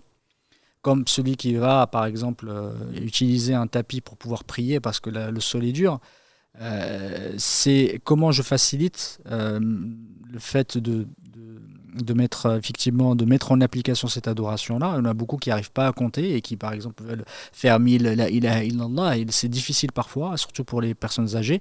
Du coup, c'est une facilité. Je pense que certains ulama disent qu'il n'y a pas de mal là-dessus en l'utilisant dans ce sens-là. Le mieux, c'est de le délaisser, parce que le prophète ne l'a pas fait, et le meilleur de nos, effectivement, de nos modèles, c'est le prophète. En revanche, ceux qui utilisent la subha comme étant un symbole d'une école ou un symbole de religiosité ou autre, parce qu'on en voit certains, ils en mettent 50 autour du cou, ils se transmettent par chaîne de transmission certaines subha, ils te disent tu prends parce que telle elle l'a touché, il y a la baraka dedans. Du coup, ça devient plutôt comment on pourrait appeler ça, de l'ouataniya, ou effectivement, c'est faire presque des idoles. Et ça, c'est contraire à notre religion. Et parfois même, ça peut sortir à devenir même des amulettes de protection. Certains qui considèrent qu'ils les mettent dans leur maison parce que ça protège, etc. Ou dans la voiture pour que ça brûle pas. Et que ça brûle pas, exactement. Tout ça, effectivement, on peut considérer ça comme étant une innovation, le fait de faire ça. Parce que ce n'est pas un symbole de notre religion, ce n'est pas c'est pas un objet sacré, ce n'est pas un objet qu'il faut vénérer. Alhamdoulilah, c'est un outil. Et si certains, alhamdoulilah, par difficulté, l'utilisent, ça, effectivement, c'est surtout les personnes âgées. Et ce que je dis à nos sœurs et à nos frères, vous ne l'utilisez pas, alhamdoulilah, c'est le mieux, mais n'allez pas critiquer effectivement ceux qui le font et être dur avec eux et les traiter d'innovateurs. Les ulama ne l'ont pas fait. Les ulama de confiance disent qu'effectivement, on ne peut pas dire que c'est une bid'a, une innovation, parce que nos sahaba ont utilisé des moyens comme la subha pour pouvoir compter. L'essentiel, c'est de le considérer comme un moyen et non pas une fin en soi. Et de dire par exemple que faisant effectivement pour que les invocations, les évocations ne soient acceptées que quand je le fais avec la subha, parce qu'il y en a beaucoup, ils ne le font pas s'ils n'ont pas ça. Et ça c'est plutôt grave de le faire, effectivement. Le tasbih, ça peut être fait à n'importe quel moment, plutôt que de ne le faire qu'avec l'utilisation de la subha. Non, barakallahu fik, je pense que ça s'inscrit tout à fait dans cet esprit-là. Et j'ai vu des gens en train de faire le tawaf, ils n'allaient pas jusqu'à 7. Oui. Ils se trompent. Oui. Se trompent, pourtant ce n'est que 7. Pour toi c'est facile, mais pour eux c'est compliqué. Ça, il est évident que là c'est toléré. Le processus a toujours fait avec les doigts. Les doigts vont témoigner pour toi. Tout à fait. Et également s'imposer ce que Allah n'a pas imposé. Voilà, 1000 fois Qul Allahu Ahad et je ne sais quoi d'autre. Ce sont les gens qui ont inventé des choses sur la religion. Le prophète ne l'a jamais fait. Il n'a pas ordonné non plus dans les hadiths authentiques. Tous ces hadiths, à ma connaissance, sont des mawdou'a qui ont été inventés. Que tu veux te rapprocher d'Allah, que tu te rappelles Allah, que tu évoques Allah autant de fois que tu peux, c'est une très très bonne chose. Les meilleurs d'entre nous, c'est ceux qui se rappellent le plus Allah. après que tu t'imposes des 10 000 fois ou 100 000 fois que tu as besoin de chapelet, ce n'est certainement pas du tout une sunna. Ça, c'est clair. Ce n'est pas une sunna. Et si tu te trompes, au lieu de faire 100 fois, tu as fait 99 fois, alhamdoulilah, il n'y a pas de souci. Donc, tu n'as pas vraiment besoin d'avoir. Et on voit d'autres. Les 99, c'est quoi? Ce n'est pas les 99 noms d'Allah. Je ne connais aucune source. Et pourtant, dans beaucoup de chapelets, pour ne pas dire dans tous les chapelets, on trouve 99. Et on trouve 99 dans d'autres religions qui veulent dire autre chose. Donc, si c'est pour imiter qui que ce soit, là, ça devient interdit. Il y a d'autres religions que je ne citerai pas ici qui utilisent des chapelets de 99. Si tu as un chapelet de moins de 33, tu vas avoir des soucis. Parce qu'on va te dire que moi, je n'ai pas vu de chapelet avec 10. Généralement, c'est 33, 99. Mais là, pourquoi ces chiffres-là? Donc là, ça peut poser problème. Mais le fait de l'utiliser pour te faciliter les choses, et je suis convaincu que moins tu utilises les chapelets, plus tu vas évoquer Allah. Parce que là, tu vas te contenter d'utiliser 99. Bon, mais j'ai fait 100 fois, la ilaha illallah. Mais si tu en faisais plus, ce serait mieux pour toi. Mais ton attitude que je trouve salutaire et qui est très bien, c'est surtout de ne pas juger les gens, de se juger soi-même. Moi, quand je vois quelqu'un avec un chapelet, je me dis, mais j'aurais dû faire plus que lui. Et au lieu de dire, voilà un innovateur, il appartient à telle secte, Allah ne t'a pas envoyé pour être un juge. Il ne t'a pas envoyé pour être un juge. Quand tu vois quelqu'un que c'est une émulation, que tu dis, tiens, Mohammed, il est en train de, subhanallah, moi je suis en train de parler, alors qu'il est en train de faire du dhikr, donc ça doit me rappeler quoi? Que je dois moins parler et que je dois faire plus d'évocation. C'est ça l'expérience. Et pas en train de le juger, et regarde comment il s'habille, et regarde comment il fait. Non. Je remercie Allah au moins de ne m'avoir pas éprouvé par ce par quoi il a été éprouvé lui. Je pense qu'il faut vraiment regarder l'autre au travers du prisme de l'islam. C'est-à-dire l'islam veut que tu veuilles du bien à ton frère, pour ton frère, que tu le conseilles et pas que tu sois là dans la critique, dans la mauvaise opinion de ton frère. Bien que, encore une fois, comme tu l'as précisé, le chapelet, on n'a pas vu le prophète sallam en train d'étudier un chapelet. Et il a conseillé, lui-même le faisait avec ses doigts. Donc celui qui peut le faire, c'est bien mieux que d'aller utiliser d'autres moyens. Par contre, on ne peut pas dire que c'est interdit, comme effectivement nous avons tendance à le faire. Pour rester sur la question de l'innovation, une question sur Instagram, est-ce que le fait de faire des dhikr, des noms d'Allah, entre parenthèses un nombre donné, est une innovation? Invoquer Allah quand tu le sens, Ya Hayyu Ya Qayyum, le prophète le faisait. Mais le fait de celui qui invoque Allah 33 fois ou 2412 fois, ça c'est clair que c'est une innovation. Il y a beaucoup de celui qui veut avoir un mari pieux, eh bien qu'il le fasse 212 fois. Et si tous les soirs tu fasses ce dua-là, etc., ça c'est l'indice le plus palpable de l'innovation. C'est que ce sont des choses qui ont été inventées. Tu ne trouveras pas de source. Celui qui fait ça, il aura ça. On est trop administratif avec Allah. Si Allah t'inspire, comme on le fait dire à Omar ibn Khattab, je ne me soucie pas de savoir si Allah va accepter mon invocation ou pas. Je me soucie plutôt du fait qu'il me l'ait inspiré. Donc si sincèrement tu demandes à Allah ce que tu demandes, il a promis de te répondre. Voilà. Après, pourquoi aller chercher 12 fois, 13 fois, 17 fois, 214 fois, ceci et cela, sans aucune preuve? Là, ça devient l'innovation. Que tu l'aies fait une fois, 1000 fois, tu as demandé à Allah parce que ton cœur était ouvert, parce que tu pleurais, parce que tu le sentais, on ne peut pas parler d'innovation. C'est ce que aussi les ignorants disent, ça c'est une innovation. Le fait de le faire une fois parce que tu as été inspiré par là n'est pas une innovation. Par contre, le fait de le faire, comme tu l'as dit tout à l'heure, Mohammed, celui qui fait ça 99 fois, pourquoi? Parce que le prophète a dit, Allah 99 non, celui qui l'a dit, c'est jusqu'à la fin du hadith. Voilà. À partir de là, le donc est de trop, comme je dis souvent. On n'a pas le droit de dire donc. Dans la région, c'est Tawqifi. Allah, il a dit, le messager, il a dit, on s'arrête là. Ce n'est pas parce qu'il a dit ça que je vais faire autre chose que ce qu'il a dit.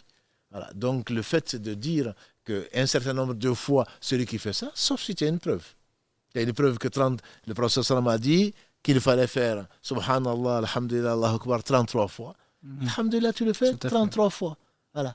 Mais si là, il a dit 33 fois, toi tu le fais 1000 fois, c'est une innovation. Je veux dire, après chaque prière. Celui qui, après chaque prière, dit 33 fois Subhanallah, Alhamdulillah, Allahu Akbar, est fini. La 100e fois à dire La ilaha illallah wahdahu la sharika lah, le hadith est connu. Ne va pas dire, non mais il a dit ça, mais moi je peux faire 2 fois plus. Là, c'est une innovation. Là, on désobéit à Allah en désobéissant au prophète sallallahu alayhi wa sallam. Mais après, le mieux, le dit Allah, vous les croyants, rappelez-vous, évoquez Allah beaucoup de fois. Voilà. Et il n'y a pas de nombre dans ça. Surtout pas en disant tel nom que je veux coupler avec tel autre, etc., comme certains le font.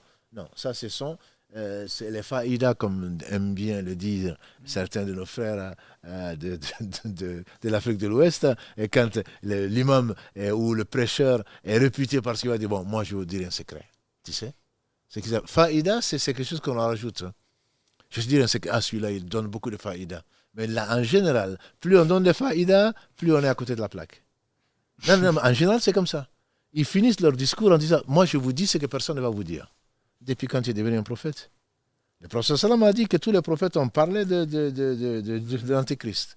Mais moi, je vais vous dire ce qu'aucun prophète n'a annoncé avant moi, c'est qu'il est borgne. Et votre Seigneur n'est pas borgne. Là, il peut nous dire ce qu'Allah lui a... Mais non, c'est un secret que je vais vous dire. Comme s'il y a de l'islam secret, il y a de l'islam public. Ça, il ne faut pas les écouter. Celui qui te dit ça, c'est un charlatan. Le prophète sallam est mort en nous ayant laissé ce qu'Allah a voulu que tout le monde sache. Il n'y a pas de secret qui a dû dire à Aïcha à dire de ne pas le dire aux autres ou à telle personne de ne pas le dire aux autres. Ça, c'est de l'arnaque. Voilà, c'est de l'arnaque. Barakallahu fik, Cheikh. Karim, est-ce qu'on a d'autres appels? Allez, on prend un autre. Allô, salam alaikum. Allô? Oui, salam alaikum. Alaikum salam. Vous êtes en direct. Vous m'entendez? Très très bien. Oui. Ah d'accord. Salam alaikum. Alaykoum salam wa rahmatullah. Cher Imam et Mohamed. J'ai deux questions, s'il vous plaît. La première est, pourquoi n'a-t-on pas le droit de faire une sieste entre l'Asr et le Maghrib? Est-ce qu'il y a un hadith qui le stipule? Et la deuxième, est-ce qu'on a le droit, ne connaissant pas le Coran en entier, est-ce qu'on a le droit pendant la prière de dire 3 fois Surat al-Ikhlas en ayant la récompense de dire 3 fois, enfin en ayant la récompense pardon de réciter le Coran en entier. Voilà. Je laisse Mohamed, barakallahu fik, je laisse Mohamed y répondre. لا تفضل شيخ. Non, vas-y, non. تفضل. vas-y شيخ تفضل. Je commence par la deuxième question. Je te laisse la première. Qul Allahu ahad, qul a'udhu birabbil falaq, qul a'udhu birabbin nas, c'est une sunna même de le réciter dans le witr comme on le sait. Donc on peut réciter plusieurs sourates. Moi je ne le ferai pas la même sourate dans la même prière, mais on ne peut pas l'interdire. Le prophète sallam a déjà étudié notamment les versets 190 et suivants de la sourate Ali Imran, Inna fi khalqi samawati wal ardi wa ikhtilafi al-layli wan nahar, jusqu'au subh. Et il est venu le trouver, il a répété. Donc c'est possible. Mais en faire pour avoir cette récompense-là, je ne le ferai pas. C'est parce qu'il avait été inspiré. D'accord. Voilà. Il a été inspiré. S'il y a un verset qui te prend, qui te tient à cœur et que tu le répètes parce que tu te sens vraiment bien ou tu te sens mal, peu importe, l'essentiel, tu te sens vraiment sincère, il n'y a pas de mal, c'est pas une bid'a. Par contre, le faire tous les soirs pour avoir la récompense de ceci, cela, tu adores Allah par une autre méthode que le prophète nous a enseignée, qui ne nous a pas enseigné plus tôt. Voilà. Donc, si tu as envie d'avoir 3 fois, d'avoir plutôt la récompense de la lecture du Coran, il a dit, est-ce que l'un d'entre vous sera incapable de lire le tiers du Coran? Ils ont dit, mais personne. Personne parmi nous ne pourrait le faire. Il a dit, Qul Allahu ahad, c'est le tiers du Coran. Donc moi, je te conseille, le temps de t'habiller, le temps de tu assises, le temps de faire ceci, cela, ou entre 2 SMS, de dire Qul Allahu ahad 3 fois. Ça, c'est possible. Mais dans la prière en tant que telle, je te le déconseille. Sauf exceptionnellement. Voilà. Allah yafik. La première question, je ne me rappelle plus. C'était quoi la première question, pardon? Est-ce qu'on a le droit de... Pourquoi n'a-t-on pas le droit de faire la sieste entre l'Asr et le Maghrib? Est-ce qu'il y a un hadith qui le stipule? Alors, la sieste après l'Asr, à ma connaissance, aucun hadith authentique n'a été rapporté ni pour le, pour y inciter, ni pour l'interdire. Certains ulama, effectivement, on le voit dans les livres de fiqh, que faire la sieste entre l'Asr et le Maghrib est détestable et makrouh. Il se base effectivement sur un hadith du prophète alayhi salatu wassalam. Ce hadith-là est faible, voire même Ibn al-Jawzi rahmatullahi ta'ala alayhi avait cité dans le Mawdu'at. Il avait dit que c'était un hadith qui est mensonger. Mais certains disent que seulement il est faible, très faible. C'est un hadith, rappelle plus du texte, il me semblait que c'était celui qui fait la sieste après l'Asr et que sa raison lui a été volée, qui ne le reproche qu'à lui-même, effectivement. C'est parce qu'a priori, quand on fait la sieste, après, on peut être touché par le shaitan, etc. Du coup, il faut savoir, à ma connaissance, même, c'est l'avis d'une grande partie de l'ulama, il n'y a pas de hadith, effectivement, dans ce sens-là. Alhamdoulilah, on peut faire la sieste, à mon sens. Il faut juste ne pas rater sa prière et trop dormir jusqu'à ce que, effectivement, la prière passe. Mais alhamdoulilah, ça, c'est ce que je sais. Je ne sais pas, Cheikh, si tu avais Non, autre c'est chose exactement. Il n'y en a pas. Simplement, je pense à la pratique qui veut que le Asr et le Maghreb, je pense qu'il y a beaucoup de choses à faire dans la vie que de dormir. Voilà. Donc, comme on nous l'a appris, quand on a 60 ans, on a dormi pendant 20 ans. Mais quand on est fatigué, il n'y a vraiment aucun mal à le faire. On vient d'un voyage où on a fait un travail, on est fatigué. Oui, voilà, surtout quand on revient d'un voyage exactement. très long. Non, on peut le faire. Simplement, il ne faut pas prendre l'habitude. Parce que la dernière partie de la journée est la meilleure partie, notamment le vendredi par exemple.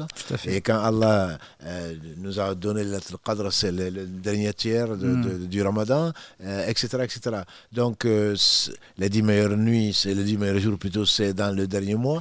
Donc la dernière partie, c'est là où le commerçant va chercher à faire des bénéfices. Donc c'est mieux vaut s'atteler. Et également, on dit que quand on fait la sieste après mais ça c'est les paroles humaines, hein. Quand on fait la sieste après le Asr, on a du mal à dormir, dormir la nuit. Bon, parce que c'est trop court entre les deux. Voilà. Donc c'est plutôt pratique qu'autre chose. Mais l'affirmer, vous faites bien de poser la question parce que malheureusement on l'entend souvent. Et puis effectivement le hadith, il est pour le moins discutable. Très bien. Barakallahu fik. À vous deux, merci beaucoup. Très bonne fin de soirée. Salam alaikum. On prend un dernier appel, Inch'Allah, Karim. Allô, salam alaikum. Oui, allô. Oui, salam alaikum. Vous êtes en ligne? Oui, alaikum salam. Du coup, je voulais poser une question sur le live, mon cher. Allez-y, vous écoute. Salam alaikum, cher. Alaikum salam wa rahmatullah. Tout d'abord, qu'Allah accepte ton hajj, Inch'Allah. Amin. En fait, je me permettais de poser cette question-là parce qu'en fait, j'étais au hajj à ce moment-là. Et il me semble que j'ai du retard, en fait, au niveau de zakat quand on donne pendant l'Ashura. En fait, on doit kharaj zakat pendant l'Ashura. Et en fait, je ne l'ai pas kharaj parce qu'en fait, je m'avais dit de te poser la question à ton retour de hajj. Et je voulais savoir jusqu'à quand j'avais pour la sortir. Alhamdulillah, Allah ne fait que le meilleur. On va rentrer chez Allah probablement mercredi en 1445. Donc ça va être la nouvelle année et c'est le 10 jours après donc il est conseillé de jeûner pour donc Ashura justement. Ashura c'est le 10 Muharram qui va être donc Inch'Allah, on est le 27 je crois, donc de l'Hijja, il ne reste que 2 jours ou 3 jours pour entrer dans la nouvelle année. Il n'y a pas, comme Mohamed l'a expliqué quand on a fait des émissions en live sur la zakat, que les gens appellent Ashura. Ashura c'est pas la zakat, hein. On appelle Ashura parce qu'on peut prélever un dixième. Là, c'est 2,5% de ce qu'on a économisé pendant un an, si ça atteint ou dépasse plutôt le nisab, qui est le seuil. Donc, si c'est pendant le mois de Ramadan que vous avez eu, pour Mohamed et l'avis majoritaire, 470 € d'économiser. Pour d'autres savants, c'est plutôt 4500, 4700 € d'économiser. Si vous avez eu ça au mois de Ramadan ou au mois de Sha'ban ou au mois d'autre chose, c'est à partir de ce moment-là, vous attendez, ce n'est pas forcément au niveau du mois à venir. Voilà. Donc ce n'est pas la fin de l'année, comme ça va être dans 2 jours, qu'il faut sortir la zakat. La zakat, ça a 2 conditions essentiellement. C'est le haoul, donc un an lunaire, et également donc le nisab qui est le seuil imposable. Ça, on en a déjà parlé, alhamdoulilah, je pense que les choses sont claires. De cette économie-là, on prend 2,5%, 1/40e qu'on doit sortir. On ne doit pas attendre, sauf exception, on ne doit pas attendre le retour de l'imam du Hajj, on ne doit pas attendre non plus autre chose dès que l'on peut, parce que c'est le droit du pauvre. Dès que l'on peut, on doit le sortir. Voilà, donc ce n'est pas forcément là, c'est pas forcément le mois à venir. Et regardez quand est-ce que vous le sortez d'habitude. Et si vous avez toujours eu au-dessus du nisab, alhamdoulilah, vous le sortez dès que vous pouvez, Inch'Allah. Et puis au besoin, Inch'Allah, on pourra vous aider, vous envoyer, Inch'Allah, comme le dirait Mohamed Adda, sur les différents supports, Instagram, Messenger, WhatsApp et les mails. Vous pouvez envoyer des mails personnels que l'on pourra partager. Inch'Allah, on vous répondra. D'accord. Et après, dernière question, est-ce que justement je peux la donner à une personne qui ne vit pas en France et notamment une famille qui est dans le besoin à l'étranger? Ça, c'est une question qu'on a également traitée, notamment sur Mohammed. L'avis majoritaire des savants, c'est qu'à partir du hadith du prophète sallallahu alayhi wa sallam, donc quand il a envoyé Mu'adh au Yémen, et le troisième ordre qu'il lui a donné, que tu leur dis qu'Allah a imposé donc à leurs riches pour leurs pauvres. Donc l'avis majoritaire, c'est de le faire ici, là où tu vis. Là où tu vis, donc c'est le donner. Si tu ne trouves pas effectivement de nécessiteux, pas parce qu'il y a un oncle, bled, etc., à ce moment-là, tu peux rechercher de plus en plus proche et ça peut arriver donc jusqu'en Algérie ou aux Swaziland, etc. Mais l'avis majoritaire, c'est ce que je te conseille, c'est vraiment de le donner donc sur place si tu peux. Et si tu ne connais personne, confie-le à des gens de confiance, à une mosquée ou autre chose, pour qu'ils trouvent des gens qui sont nécessiteux. Et au moins, tu auras fait ton devoir. C'est ce que je te conseille. D'accord. Mais merci en tout cas, Barakallahu fik. Allah yarfik. Allah yarfik. Excellente rakatoun. On va arrêter, Inch'Allah, là pour les appels, si vous voulez bien. Barakallahu fikum en tout cas pour tous ces enseignements. Il y a effectivement pas mal de questions qui reviennent sur des sujets qu'on a déjà traités, que ce soit, bon là c'était la zakat, sur le mariage, sur le divorce, sur aussi le crédit. Une nouvelle fois, je vous invite à aller visiter notre chaîne YouTube pour retrouver toutes ces séries qu'on a déjà traitées. Et peut-être on les retraitera prochainement, mais prochainement, quand je dis prochainement, peut-être les années à venir, Inch'Allah. Barakallahu fikum en tout cas d'avoir été encore nombreux ce soir à nous suivre. Cher Mohamed, je vous laisse comme d'habitude le dernier mot, Inch'Allah. Barakallahu fik, Mohamed. Jazakallahu khairan, Cheikh, de tes apports. Qu'Allah subhanahu wa ta'ala te récompense par le meilleur et te facilite. J'espère, demander à Allah subhanahu wa ta'ala qu'il accepte de nous.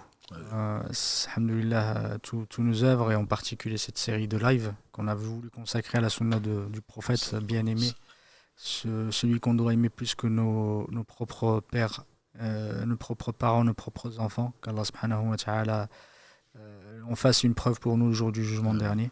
Et que ce soit une preuve d'amour pour le prophète alayhi salatu wassalam. Et comme tu as si bien dit tout à l'heure et cité le hadith du prophète alayhi salatu wassalam, on espère qu'Allah subhanahu wa ta'ala nous fasse entrer au paradis, nous fasse accompagner de celui qu'on aime, c'est le prophète alayhi salatu wassalam. Et barakallahu fikum de votre attention. Et alhamdoulilah, effectivement, cette série de live était un moment pour accorder à la sunna du prophète alayhi salatu wassalam. C'est un sujet qu'on appellerait technique, et j'appellerais pas technique parce qu'on n'est pas vraiment rentré beaucoup dans la technique, surtout des généralités. Mais c'est important de temps en temps, alhamdoulilah, s'intéresser à d'autres choses, à être un peu plus curieux que des sujets habituels qu'on voit et qu'on revoit effectivement sur les réseaux sociaux.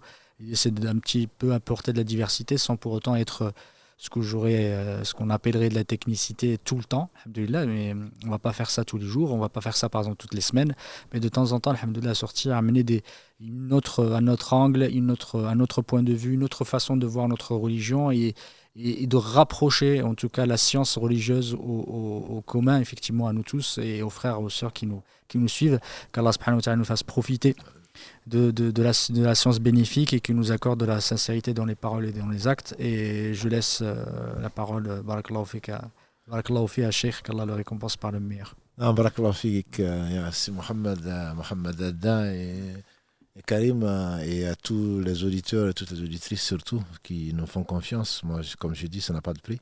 Et donc Allah nous en fasse profiter et que ce soit un témoin pour nous. Et je pense que cette série, comme tu l'as précisé, c'est le dernier épisode, c'est que Allah a décrété, c'est le dernier épisode, Inch'Allah. Mais je pense que c'est qu'il faut vraiment voir au travers de ça, c'est cette perfection de la religion d'Allah. Et donc la religion, ce n'est pas que de l'administratif, ce n'est pas que, il n'y a pas de hasard. Allah a recruté qui il a voulu, sont les meilleurs d'entre nous, les meilleurs de la génération.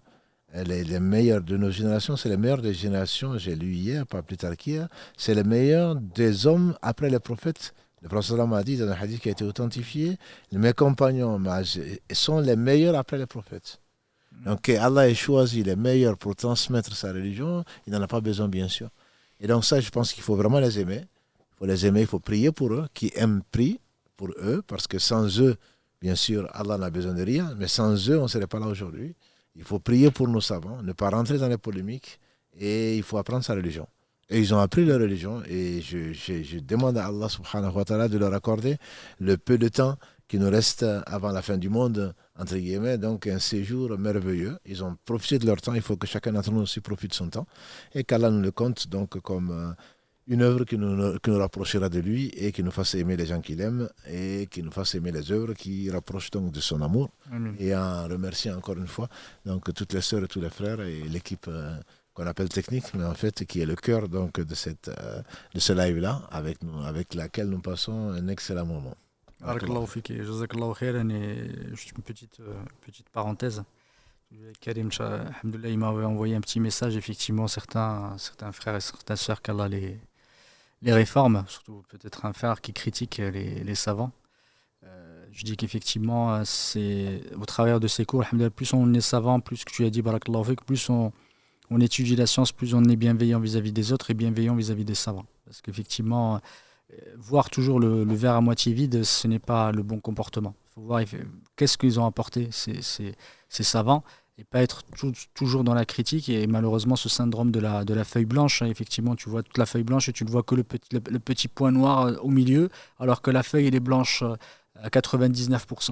Du coup, il ne faut pas être de cette catégorie-là. Et surtout,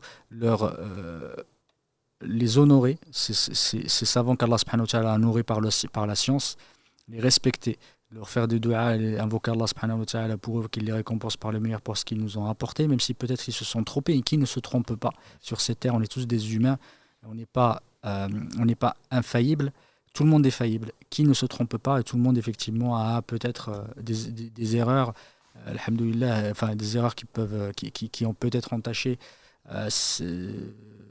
grave ou pas, effectivement, mais ça ne nous empêche pas, en tant que musulmans, en tant que frères, de les aimer et à minima invoquer Allah subhanahu wa ta'ala, qu'Allah leur pardonne leurs péchés et qu'il les réforme et qu'il les facilite. Ça, c'est la bonne attitude à avoir, et non pas les critiquer sous parfois les raisons que certains avancent. Effectivement, le jarh wa ta'dil, il faut faire attention, il faut répliquer, il faut ceci, cela, il faut montrer le vrai visage des personnes. Ce n'est pas comme ça.